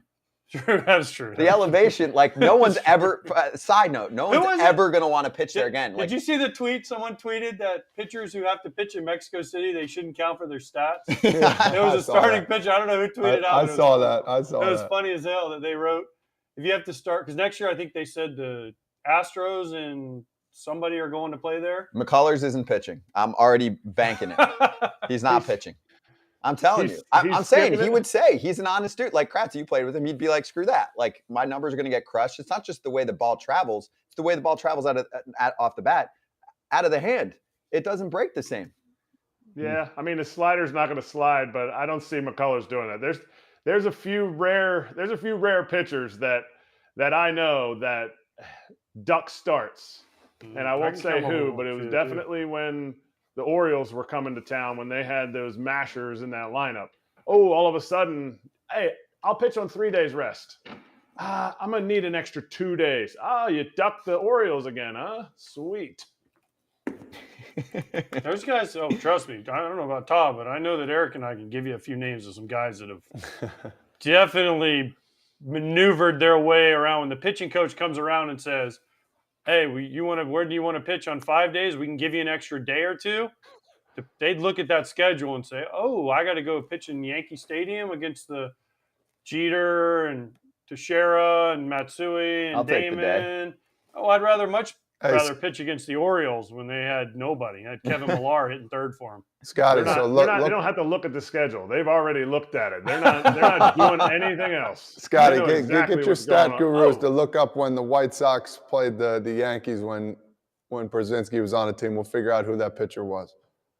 Oh, you want to find out who it is? I didn't necessarily say it was on the. I don't think of anybody on the White Sox to skip. We had Burley. He's backtracking. He's backtracking. No, I didn't Wait, say don't it. look it up. Listen, Burley. I know Burley didn't pitch against anybody. He didn't give a flying. Oh yeah.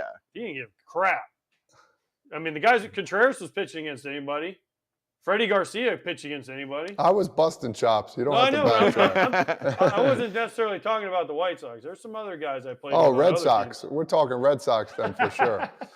John Lester, man, he always skips starts. Yeah, right. Yeah, right. Wait, let me cover the Red Sox because this actually was the there last was one thing. on the White Sox. I ain't going to use his name though, but there was one on the White Sox. I want to also, swing it around to another team that I had lastly from last night, and this is under the "that's what he said" category. Alex Verdugo's having a freaking year right now. Dude, he's got the chains, bro. Rocket. He's hitting that homers. Thick gold chain is working, and he has 3 walk-offs already this year. We're a month in. He has 3 walk-offs. He's clutch as can be. I also give him a ton of credit because he's improving. Nesson's FCC violations were at 0 yesterday after 3 in that last walk-off. He said, quote, "I live for that moment," discussing why he's enjoying hitting in pressure situations. So a little bit vanilla, a little cookie cutter with the answer. It wasn't quite as good as the one we heard the other day, which I'd like to run because I don't think we ran it fully the other day because I think we were talking to Whit Merrifield at that point he came on. So I'd like to hear Alex Verdugo from last time, what cost Nesson probably a cool, $150,000 or something? Going through your mind as they're taking time to really evaluate that play again? Please be fucking fair. Oh, my bad. But please be fair, man. I was like, I just didn't want to pull one and fucking, that dang, dude. I didn't want. We're live, Alex. Sorry, guys. Sorry. Have you seen that, Top Father, by the way? No, that's the first time. Good. That's hysterical. Hey, he's shooting the shit with the boys at the bar, man. Come on, let the guy live a little bit, man. Why? So Nesson gets in trouble for that? I guess. I mean, they didn't say anything publicly on it. But come on, man. Yeah, but you can't say that on cable. You can't say fuck on cable. He's just a natural high, man. That was a natural high. You can say it it's like gambling in other states. You can say the F-bomb in New England all the time. It's not even a curse word. Big Poppy did that. Didn't he do it once when he came back? He's a hero. They have a statue. Yeah, marathon. This is our freaking city. Yes, exactly. We joked. Freaking. Todd, you missed. We joked that day. I think I said it's just part of, hey, Ma, a 6-year-old. Hey, Ma, can you pass the Cheerios? Charlie, it's, hey, Ma, can you pass the fucking Cheerios? Okay. But no, seriously, I mean, that's raw emotion from Alex. That's how you win a fan base. Hey, he's always looked at there as the guy. The guy that got away was Mookie. They trade him away. He's a Dodger for life now. And they're like, oh, we got Verdugo and some change. Verdugo's playing good. I mean, I know he's not Mookie Betts, but he's playing ball. He's a well above average player right now for that ball club. He's dominating. He's dominating, yeah. So just wanted to give him a little bit of props. Red Sox fans, you ask about that trade, they say we got nothing back. Verdugo's trying to prove him wrong now. 100%. Yeah, Jeter Downs did not work out. But Alex Verdugo is a ball player. That is a winning player on a You can't trade. team. If you're the Red Sox, you can't trade for someone named Jeter. I don't care. It's got to be a no-go as soon as the Dodgers are like, hey, we'll give you this guy named Jeter. I thought you were Red Sox thinking would be like, nah, dude, Derek. We got to get someone else. Jeter We got to Downs. get somebody else. They got Connor Wong, too. I mean, I'm not saying he's, the two of them are going to combine for what Mookie gave him, but Connor Wong was part of that trade, too. Yeah. And it's tough. They should have just signed Mookie. Like, who cares who you got for him? Mookie. Yeah, of course they should have, which we've covered that at length, too, is now at least they got it done with Devers, but this team should still have Mookie and should still have Bogarts. So they're playing okay right now, though. They're hanging in there. I think they're costing me a bet. They're not going to be good by the end of the year, though. That division's too good. They don't have enough pitching depth. Someone in the AL East is going to have to suck, and it's probably going to be them. That's my thoughts. You want to project forward? Let's do it right now. Your BetMGM postseason futures odds. Some updates that came out. So I just want to get some analysis here on how things are looking. The favorite to win the AL pennant at the moment is, do you guys know? Well, here it is. It's on the board. It's got to be Houston. Yeah. They started a little slow, and then they've heated up. Houston, they actually had two tough injuries. They're banged up, too. Did you see Urquidy has the shoulder. He's on the IL. Luis Garcia left after like 8 pitches yesterday, and he had just started to find his rhythm again. Jose Abreu was getting hot, boys. Watch out. You said it. Does he still have 0? Does he still have the 0? He's got the 0. Dude, listen, I was watching the game the other day, and I'm like, before the game, maybe I should put a bet he's going to hit a home run today. Wow, he had bases loaded, nobody out in the first inning. Foul ball, late. And I'm like, come on, Jose, you got this. And then he grounded a double play. Didn't even get the RBI either. I'm like, oh, man. What are you going to do? He is fading. You win some, you lose some, right? Yeah. I mean, age is catching up to him, perhaps. He's up there. How old's Jose Abreu? 36? 30, my guess? 5? No, I think he's 36 or 37. You guys all know otherwise he's 36. Otherwise, you guys would all be playing. I mean, eventually, you lose a little bat speed. It's going to catch you. There ain't been a person yet that ain't caught up to. No.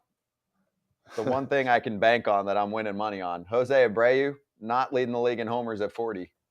Not doing it 36. Or 36 either. Exactly. So, but for Houston, my one thing is, they probably could have used one more starter. I know they're pretty rich in pitching in general, but losing Verlander and seeing what was around for depth in the offseason, starting pitching-wise, they're like, yeah, I'm surprised they didn't maybe pick someone else up for a little more insurance in that rotation. Dusty Baker was asked in spring training about that.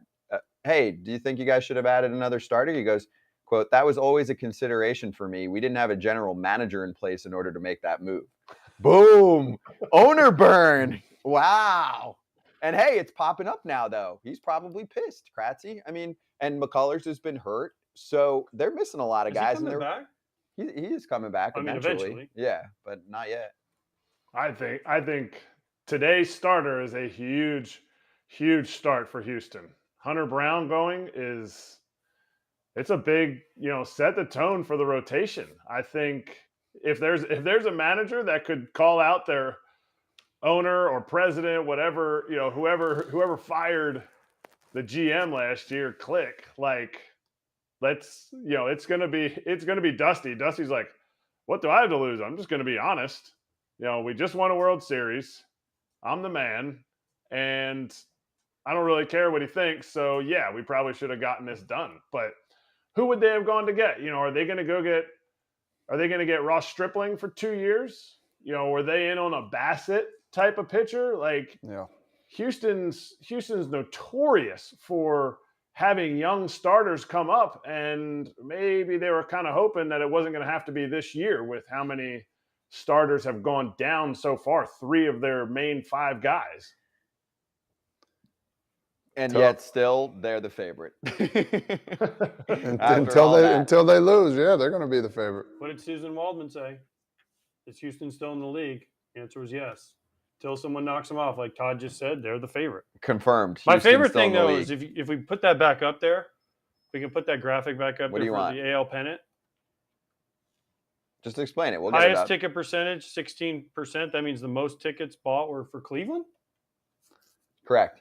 Yes. Over Yankees and Astros? Is that just recently, or is that the whole year? No, that's updated today. So the most ticket percentage is Cleveland at 16%. Not handle, though. So handle is money, right? So the most money is put down on the Yanks. The highest ticket is Cleveland. Also keeping in mind that you're playing the odds game. So, and I'll look up what Cleveland is right now, but it's probably pretty favorable because they're not even favored to win the division yet. Would it shock you if Cleveland made it to the World Series? Yes. Really? Yes. Mm-hmm. Okay. Yeah, to win the pennant? Yeah, they're to win the division wouldn't surprise me. I mean, near as much as to win the pennant. They got to go through the Yankees. It's going to be tough. Yankees, Houston, Seattle. Who's going to be left on the Yankees Twins? by the time we get to that point? True. Everybody will be back. Everyone's hurt. Well, I don't know. I'm just saying, Ooh, Cleveland's a good team, though, still. I think they're being slighted. Do they have the offense, though? Honestly, they have an offense to win a pennant. Did they last year? No. They didn't win the pennant. Right, no, but do they have an offense? No. Like, for example, I like to still look at them division-wise, because if you looked at them in the beginning of the season, you're not getting great money on Cleveland winning the AL Central. Now the Twins are favored. So I would look there. That's where you try and take advantage of the voids. I'll help you out. Okay. I'm saying I wouldn't. I mean, who wins the division right now in the AL Central? Who do you have? Looks like Minnesota right now. They They just lost Malley. Yeah.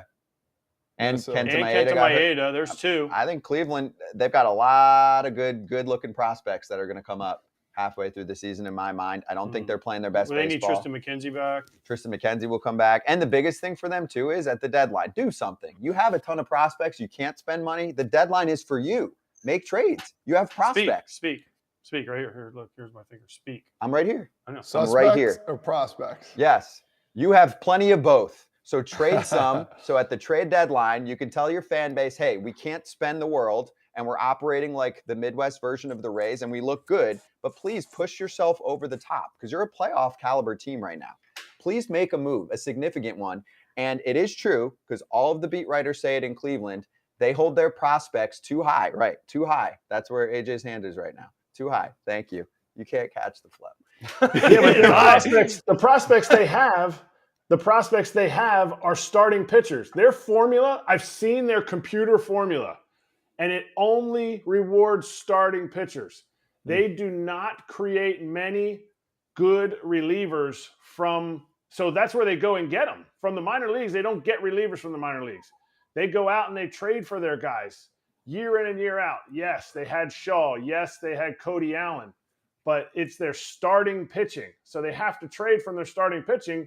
And come June, July, if your starting pitching is a little bit banged up, you're not trading from dudes that are AA, AAA because you're not re-signing Bieber. You're not re-signing or extending McKenzie. You know, you have to – and really, I don't know that their starting pitching is that awesome to be able to take over the Twins. I think the Twins – it's still a Twins division. Yeah, that's because you picked him. Luke said, Luke goes, my 7-year-old has more power than the Guardians. Well, Interesting. You know, some people are like, oh, I like the Josh Bell move. I'm like, like that's it. I don't know. I mean, their payroll, now they're a team. I think they started contending again earlier than they thought. And so now their payroll hasn't caught up to that. Didn't they come out and say they were going to spend this offseason and they went out and got Josh Bell? Did they say that they were going to spend? They said that like now is the time we're going to spend, and they went out. I don't ever remember that. I mean, Josh Bell's a nice player. Yeah, I think the only time they ever spent was on Edwin Encarnacion.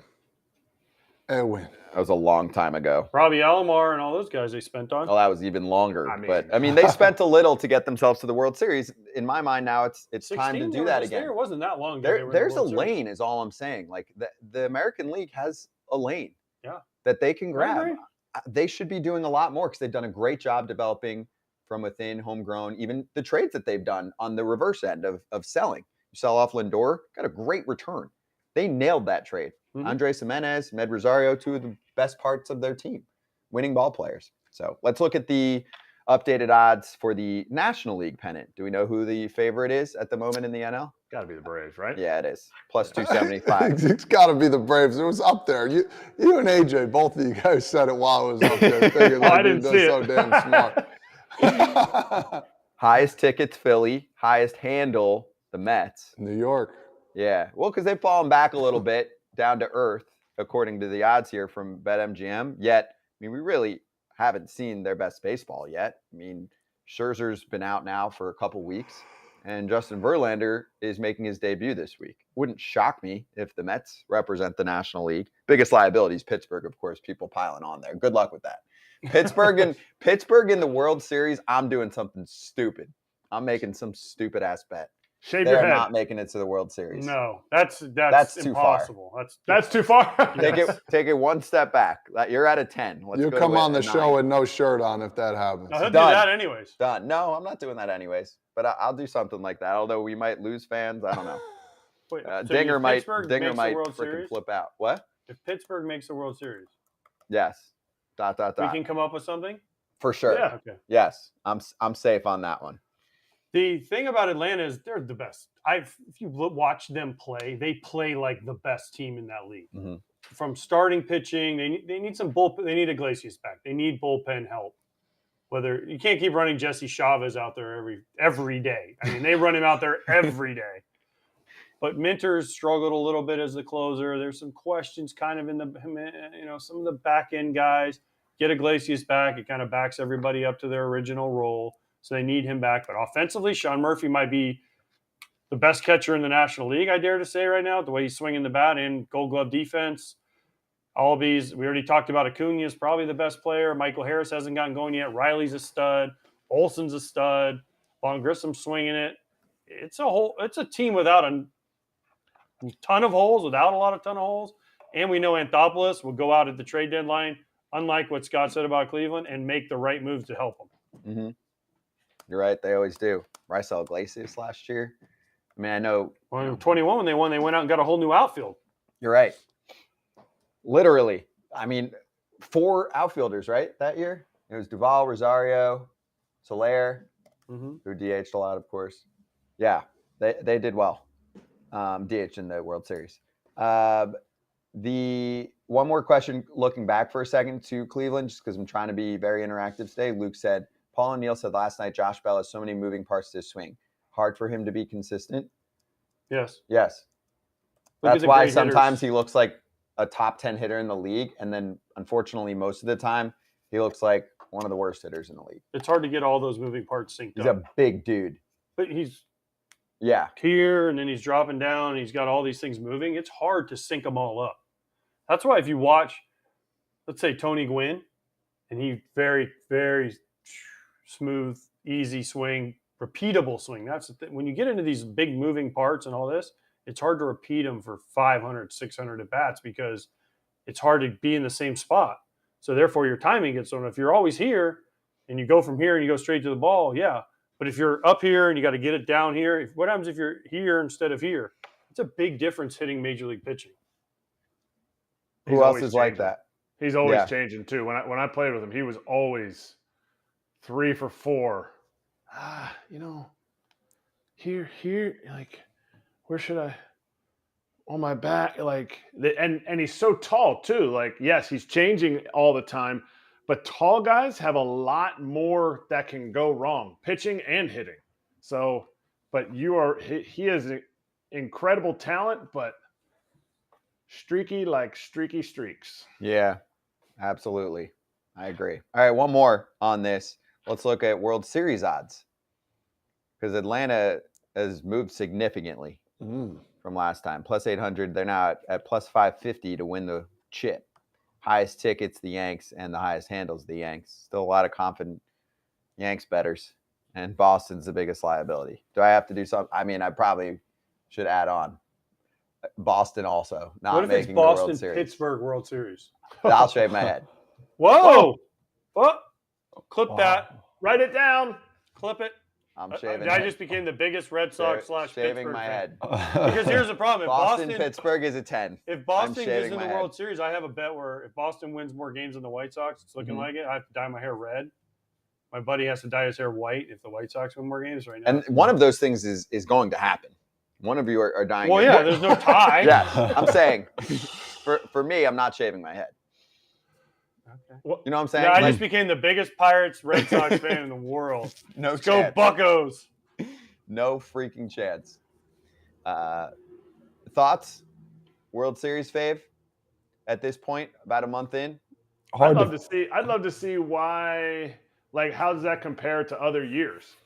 Just because the Yankees are always, they're one of the top 3 or 4 teams up there when you start the projections at the beginning of the year. I'd like to see where that percentage ranks compared to other years, or if it's just right on par and just that amount of people are covering that. Too hard to tell. Too early, but I mean, Atlanta, it seems like they always just find ways to win, man. It's whenever they're playing. So I would say it's too early.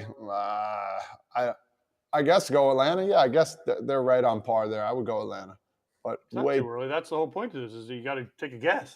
Well, like I'm going Buccos. Buccos, Red Sox, baby. No freaking chance. Fire the cannonballs. That was like AJ before the season started. He was like, who's drinking too much and putting money on the A's right now to win the division? And that already has proven very, very true. As we said, please take the over on their losses. Okay. Well, If you get the Braves and the Yankees, or would you take the field? Like if there was a number, what would that number have to be? If you were like, all right, do you want the Braves or the Yankees to win the World Series? Or your choice is flip side, you take the field. You're asking me to set odds right now? I'll take the field. I'll take the field. I'll take the field. Okay, well then you set the two teams and you'd be like, I'm willing to take these two teams. Astros and Braves. Who? The Braves and who? Astros and Braves right now. Those are the two. Those are the two that I would say have the best chance to get there and win it. BetMGM agrees with you.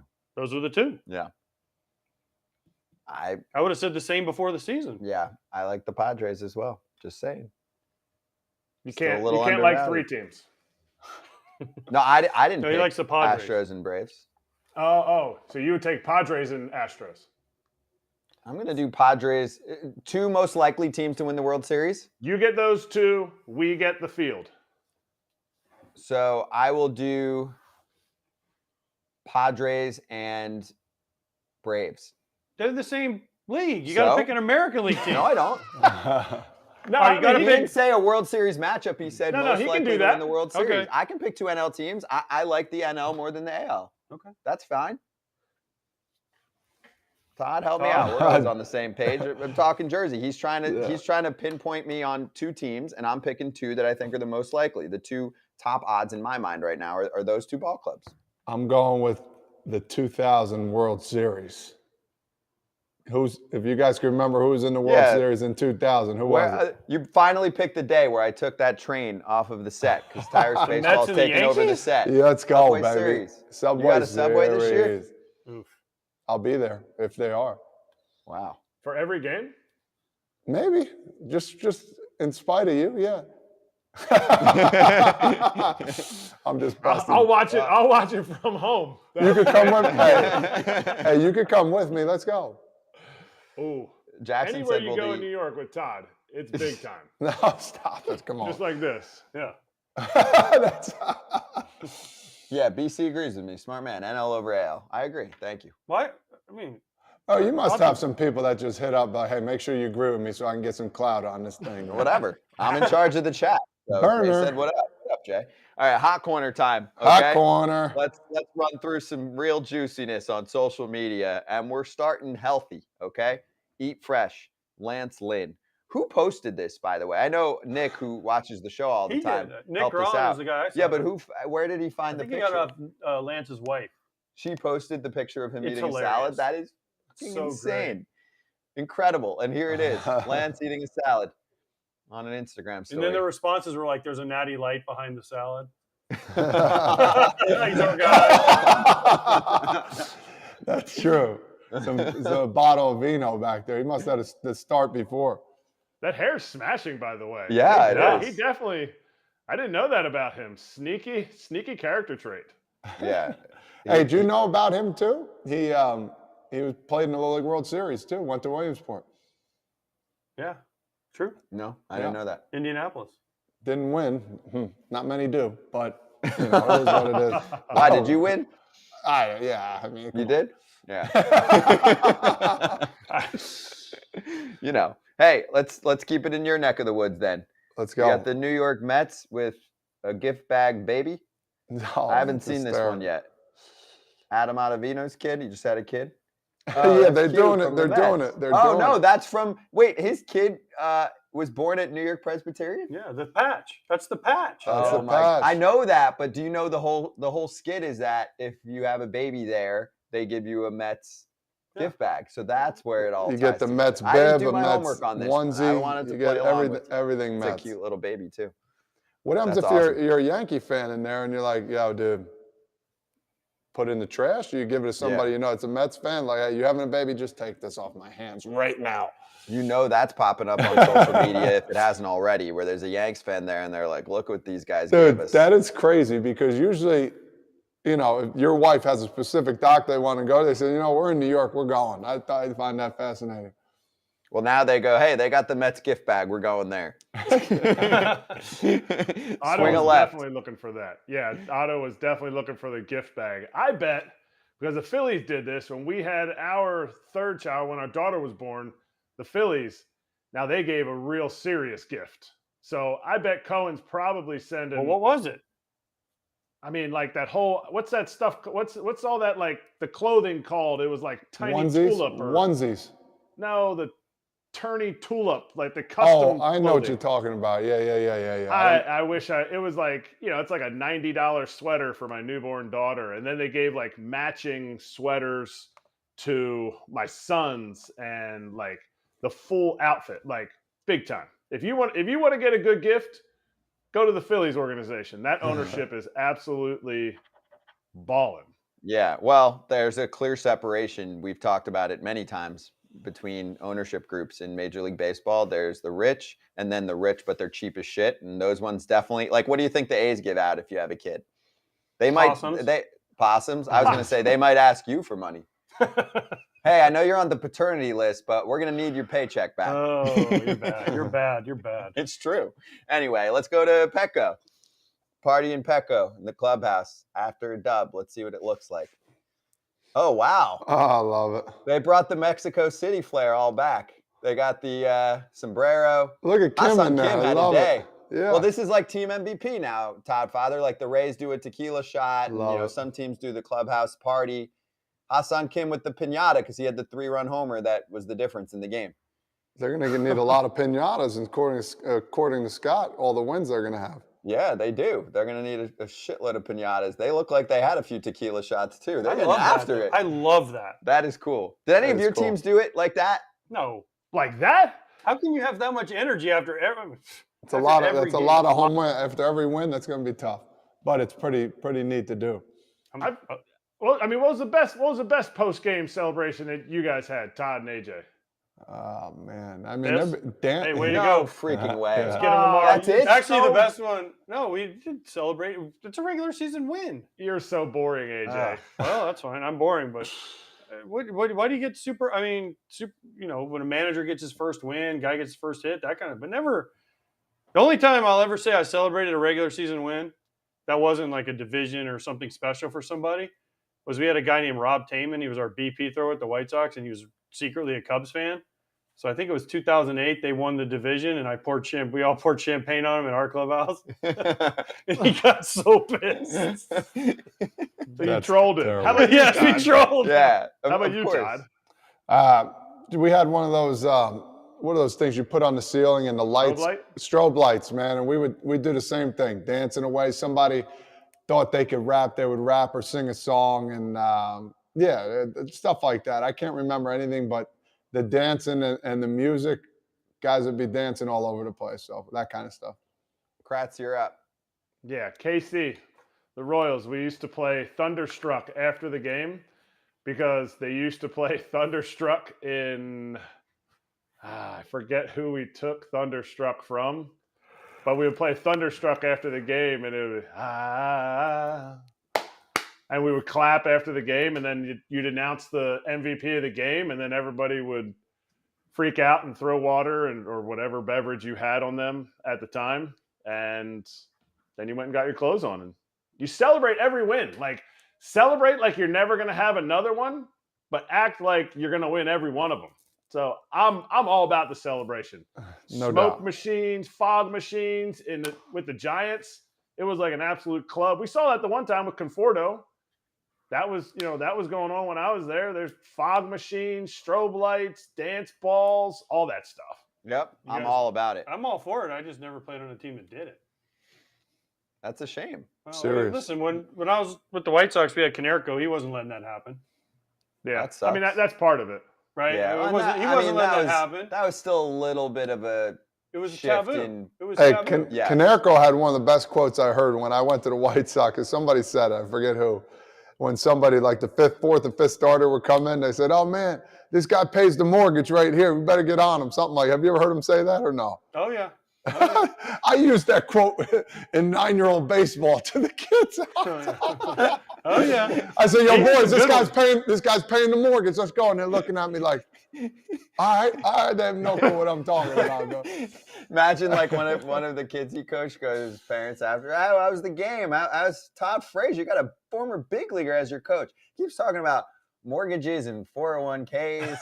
Dad, I don't know what he's talking about. Dad, I helped Coach Todd pay his mortgage today or something. Oh, no. No, Canerco had a bunch of good quotes that he would always say, but the thing was, it was a different time again, and this wasn't that long ago, but it's definitely evolved into more of a thing than what it used to be, because we'd win, we'd go in, hey, nice going, maybe grab a beer, sit around the clubhouse for a minute, but nobody did the strobe lights and nobody did the smoke machines, and it was just, you expected to win, so why were we celebrating a regular season win? Because we were paid to win the game.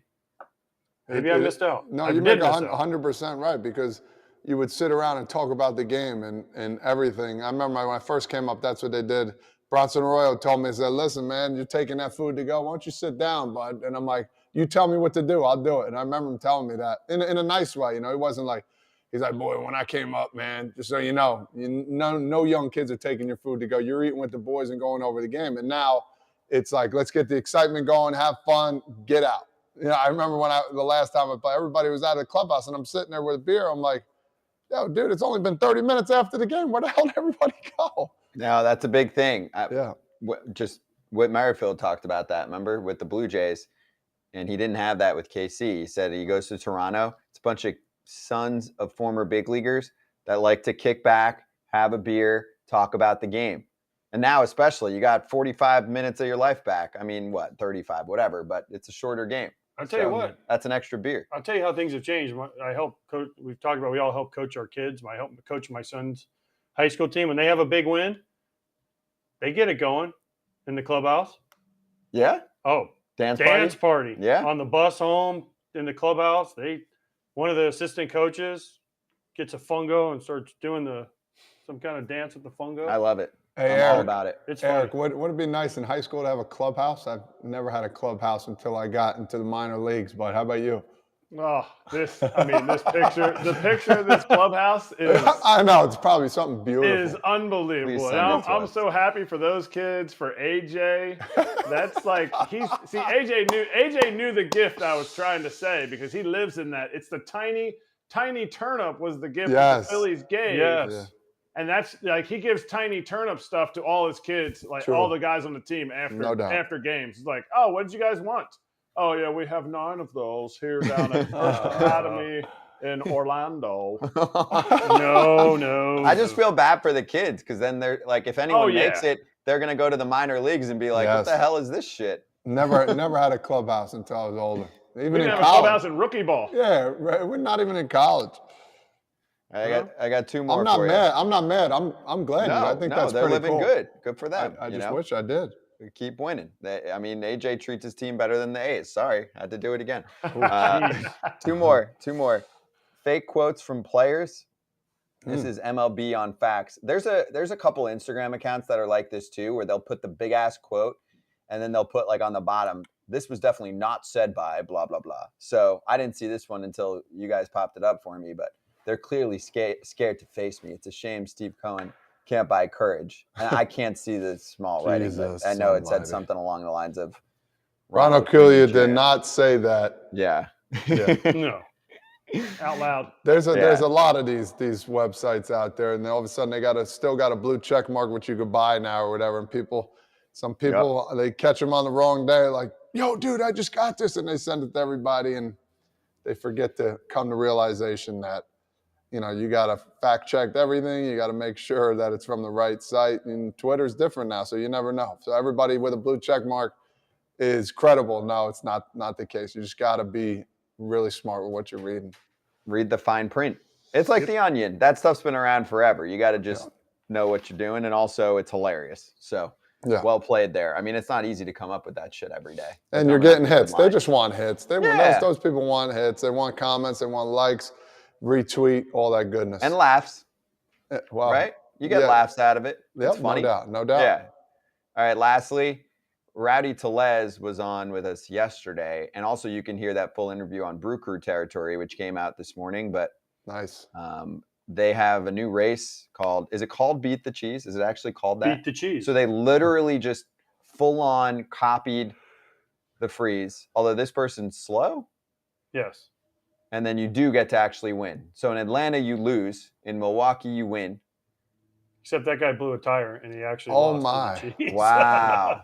He ran by him, giving him the loser. Look, he's embarrassed because again, just like the freeze. Oh my gosh. He didn't blow it. That was some intern that was running. They showed from behind the video, and the dude just takes like he slid safe into second. Like Rowdy was so right, and I don't think it should be called beat the cheese. It should be called breeze. Beat the breeze. Get it? Oh. That's too deep. Too Play deep. on word? The blue cheese breeze? No, breeze. Like brie. The cheese. It's a kind of cheese. I get it. Breeze? These guys aren't buying I it. got it. Mm-mm. I got it. I got Sorry. you. I got the wordplay. I got you. Mm-hmm. Thank you. I got you. I just didn't think it was that good, but I got it. As long as you got it, that's it. Okay. Hey, so one other thing before we move on to our picks for the day. Apparently, Acuna's back in the lineup. Do you? The contusion is okay. Miraculous. Yeah, the contusion from getting hit. I know you had some thoughts there. I said teams are just going to start throwing and hitting him, and then he comes out of the game for the next 9 innings, and you're good. I've seen a couple questions now saying, "Yes, Dinger, I saw he got hit. We talked about it. You didn't join the show until too late. Okay, wake up." But people are asking, why do you think that they should have retaliated? It was 0-2. You guys said it was 0-2. He wasn't throwing at him on purpose. I agree. Or was he? No, on an 0-2 pitch, and it looked like it got away from McGill. Dude, it hit him You square. have 2 between strikes the on him. numbers. Yeah. It hit him. So you guys have all been hit by He a billion baseballs in life. Oh, Is yeah. that not one of the better places to get hit? I mean, I know yeah. this is the spot, right? No, Like I'd rather that's- have it right in the back. then like flush right here on the Yes, arm. that hurts, man. Right on Plus the butt. Plus, I had to throw The- with this arm. That's why I had a true. big old elbow guard. Dude, that hurt So way back's worse. the best spot. Dude, I had Bartolo one time hit me right. Let me turn it right. I'll have to turn this way. Which spot? Right. Right in the back. Like this was when Bartolo was throwing 130 miles an hour. Clean. He did it on purpose. He was on the And good it was stuff. on purpose. Like I knew it. And he hit me, and I just remember the ball because he threw that 4-seamer, and it was just it was like cementing into me. Yeah. Oh, and I'm like, don't rub it. Just don't rub it. So I go to first. Later on, I ended up playing with him in the Japan series, and we're first day we're in the shower together, and I said, "Hey, Bartolo, look at my back." And he's like, "What?" I go, "That baseball's still in there when you threw at it. Don't ever fucking do that again, please."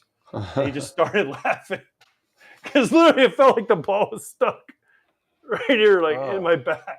But that's for me. That was the best. If you're gonna throw it at me, hit me in the back. I'll deal with it. Just don't get me in the arm or the hand. Yeah. Well, good. I mean, he's got an MVP to chase. He's got 13 stolen bags too in the race for. I looked at his pace. He's on pace for 70. Oh, That's the number there that it is. Todd Father put down there. So we'll see. We'll see. you put the 70 Yeah. across the Abreu homer. That makes up for the Abreu. I hope to run God chase. you're right. That would be I nice. hope so too. Okay, let's do picks. Ready? You're a BetMGM. Picks of the day, your locks for Tuesday. First, we look back. AJ did the smartest thing he's done all year. He tailed me. He didn't even look at shit. He just said, "I'm tailing Scott today." And how'd we do? We won. We won kind of easily. We cruised. No sweat bet. I mean, it was close early. Ha-Sung Kim homer. They added on later in the game. It was Machado had the knock through the right side that scored 2 more. Bullpen sharp. Blake Snell was solid. So we take the dub. Kratzy, Barrios, where are the strikeouts? Dude, he is very frustrating. I can tell you for years now to bet on. Very frustrating. Okay, you don't know what you're going to get. Yeah, I mean, I got 4 strikeouts. I had 3 through the first 1 2/3 innings. So I was like, let's go. Nope, stayed hot. But honestly, I love seeing both of you guys pick the same bet and winning. Like that feels good for the team. I'm okay going 0 for 2. Actually, that feels more like an 0 for 3. But and it's a team win right there. Good for you. That's a dub. I agree. You know what That's the a best dub. part of that was? I What? didn't do any research. I'm just like, screw it today. I'm just taking whoever Scott takes. Yeah, but you did some research today. We'll get to that. Let's we're money digging bags. in deep today. Let's money bags real quick. Kratzy No. and AJ, 4 figs. Got a double or nothing someday. Todd Father 4-4, and I got a little 15-8. Don't let me get hot again. Nice, up Scott. 640. Very nice. Okay? Your BetMGM locks of the day for Tuesday. Kratzy, I want you to give me your pick and then get out of here because I know you got to coach a big game. Well, I'm going on the whole Hunter Brown Astros discussion. I got the Astros at a minus 1.5 run line for a plus 110. I'm going to put 200 down to win 220. Okay. Nice. It's easy for me right there. I think Hunter Brown's going to step up. I was looking at his strikeout total. I was looking for, an over on that, but they set it a little bit high. I think it was set at 6.5, and I don't know that he necessarily has 6.5 against the Gigantes, but I'm looking at Astros winning this one pretty handily. Dude, Disco Funny's been pitching good. That's a bold pick right there. Shocker.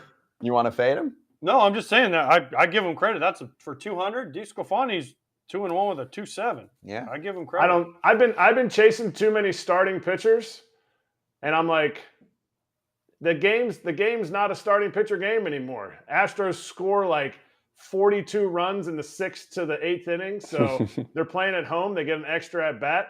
I love it. Well said. Drop the mic. Get out of here, Kratzy. Good stuff, man. Frazier, you take over. We'll see you tomorrow, Kratzy. Good luck in your game. Good luck, man. Yes, sir. Appreciate you, boys. Top Father. I'm sticking with a nice Italian boy, Joey Lucchesi. He had 9 strikeouts last outing. They're playing the Tigers, who are not very good. I'm taking them minus 1.5 or 1.5, should I say. And I'm going to go 300 to win. Woo! 315. So I'm going to stick with a little higher than usual. Get my money down so I can be, next time I come around, I'll be back in the good plus figures. Thank you. Chasing. Yeah, he's chasing. Lucchesi. Lucchesi is chasing. Yeah. How about that? Like it. He looks good. He's revitalized. I mean, he's had a up he's and working down. that nice inner half last game. It was filthy. Yep. 7 And it's innings, Detroit. 9 Ks. Here we go. We'll see. I like it. Okay, since you're not telling me, you're up next. Oh, well, I'm going. You guys are going to laugh at this one. There's a lot of layers to this, okay? So I'm going White Sox over Twins. Why? Well, maybe I'm a homer, but also we have Ozzie Guillen on tomorrow. If they win today, that's 2 games in a row. That means he's losing pieces of clothing. Mm-hmm. So I want him to come on with no shirt on. Are you sure? Also, Joe Ryan's 5-0. He's due to have a bad start, okay? White Sox win. They score 7 in the 9th to come back and win. Michael Kopech is 0-3 with a 7 ERA. He's got to be better than that. This is the time. The fans are fired up after that big win. They had an off day. They're marinating on that good juju. So I'm taking the White Sox today. 2 games in a row. First time all year they're going to win 2 games in a row. And they're a plus. So that's the other reason. They're plus 145. Exactly. I'm throwing 200 down. 200. Joe Mark Ryan that, is Claudia. filthy. 200. 200, Claudia. Is 200. filthy. He is, but he's Joe 5-0. Ryan is filthy. I don't hate it. It's just that Joe Ryan is filthy. He's 5-0, and he's only pitched once against the White Sox, and they actually hit him decently. So he had a no decision. Kopech 2-1 with a 3.7 ERA against the Twins. Okay, and he's due to have a good start. Come on, Michael, use that talent. Come on, 200. He's got good stuff. He's got great stuff. He does. Okay, I'm going underdog too. I'm going a plus pick, plus 135. Phillies money line. They've lost back-to-back. Dodgers have won 4 in a row. They smacked them around yesterday. You're going Bryce Harper. No. Yeah, There it's it energy. goes. I'm going Brycey Matt boy. Strahm, baby. Matt Strahm is taking over the freaking world. Reliever last year looked great. No. Transitions into starting. What do you know in me? Have you watched him pitch? I don't think it's been that good. It's been incredible. No. I'm sorry. Can I interest you in 6 starts with a 2.31 ERA in 23 1/3 innings? In half those starts, he's given up no runs. Last time around against Seattle, as they continue to stretch him out, 5 1/3 shutty. Dodgers last in batting average against left-handed pitching. Phillies crush lefties. They've got Arias, who and he's a guy. It'll snap. But last 2 starts, 11 earned runs against the Chicago Cubs and the Pittsburgh Pirates. Bryce is back. I'm going plus 135 here, so a hundo. You're hot, man. You're hot. I gotta believe you. You're hot. Heat check me, baby. I'm watching every freaking second of that game. Wait, tonight. why did Kratz get a new photo? Yeah, he did. I got to We're get a changing new photo. photos until he wins. Top Father, text the group. We'll get you a new photo. For now, sign up and deposit at least $10 into your newly created account for the Spicy MLB offer. Download the BetMGM Sportsbook app on iOS or Android. You place a pregame moneyline wager of at least $10 on any MLB team to win its standard odds price, and you get $100 in bonus bets instantly. And if you sign up in Massachusetts or Ohio, you get $200 in bonus bets. Use that bonus code Spicy MLB. Let's slap hands. Thank you. Yeah, do it this way. But we also have a real one. No, I know we do. No doubt. There it is.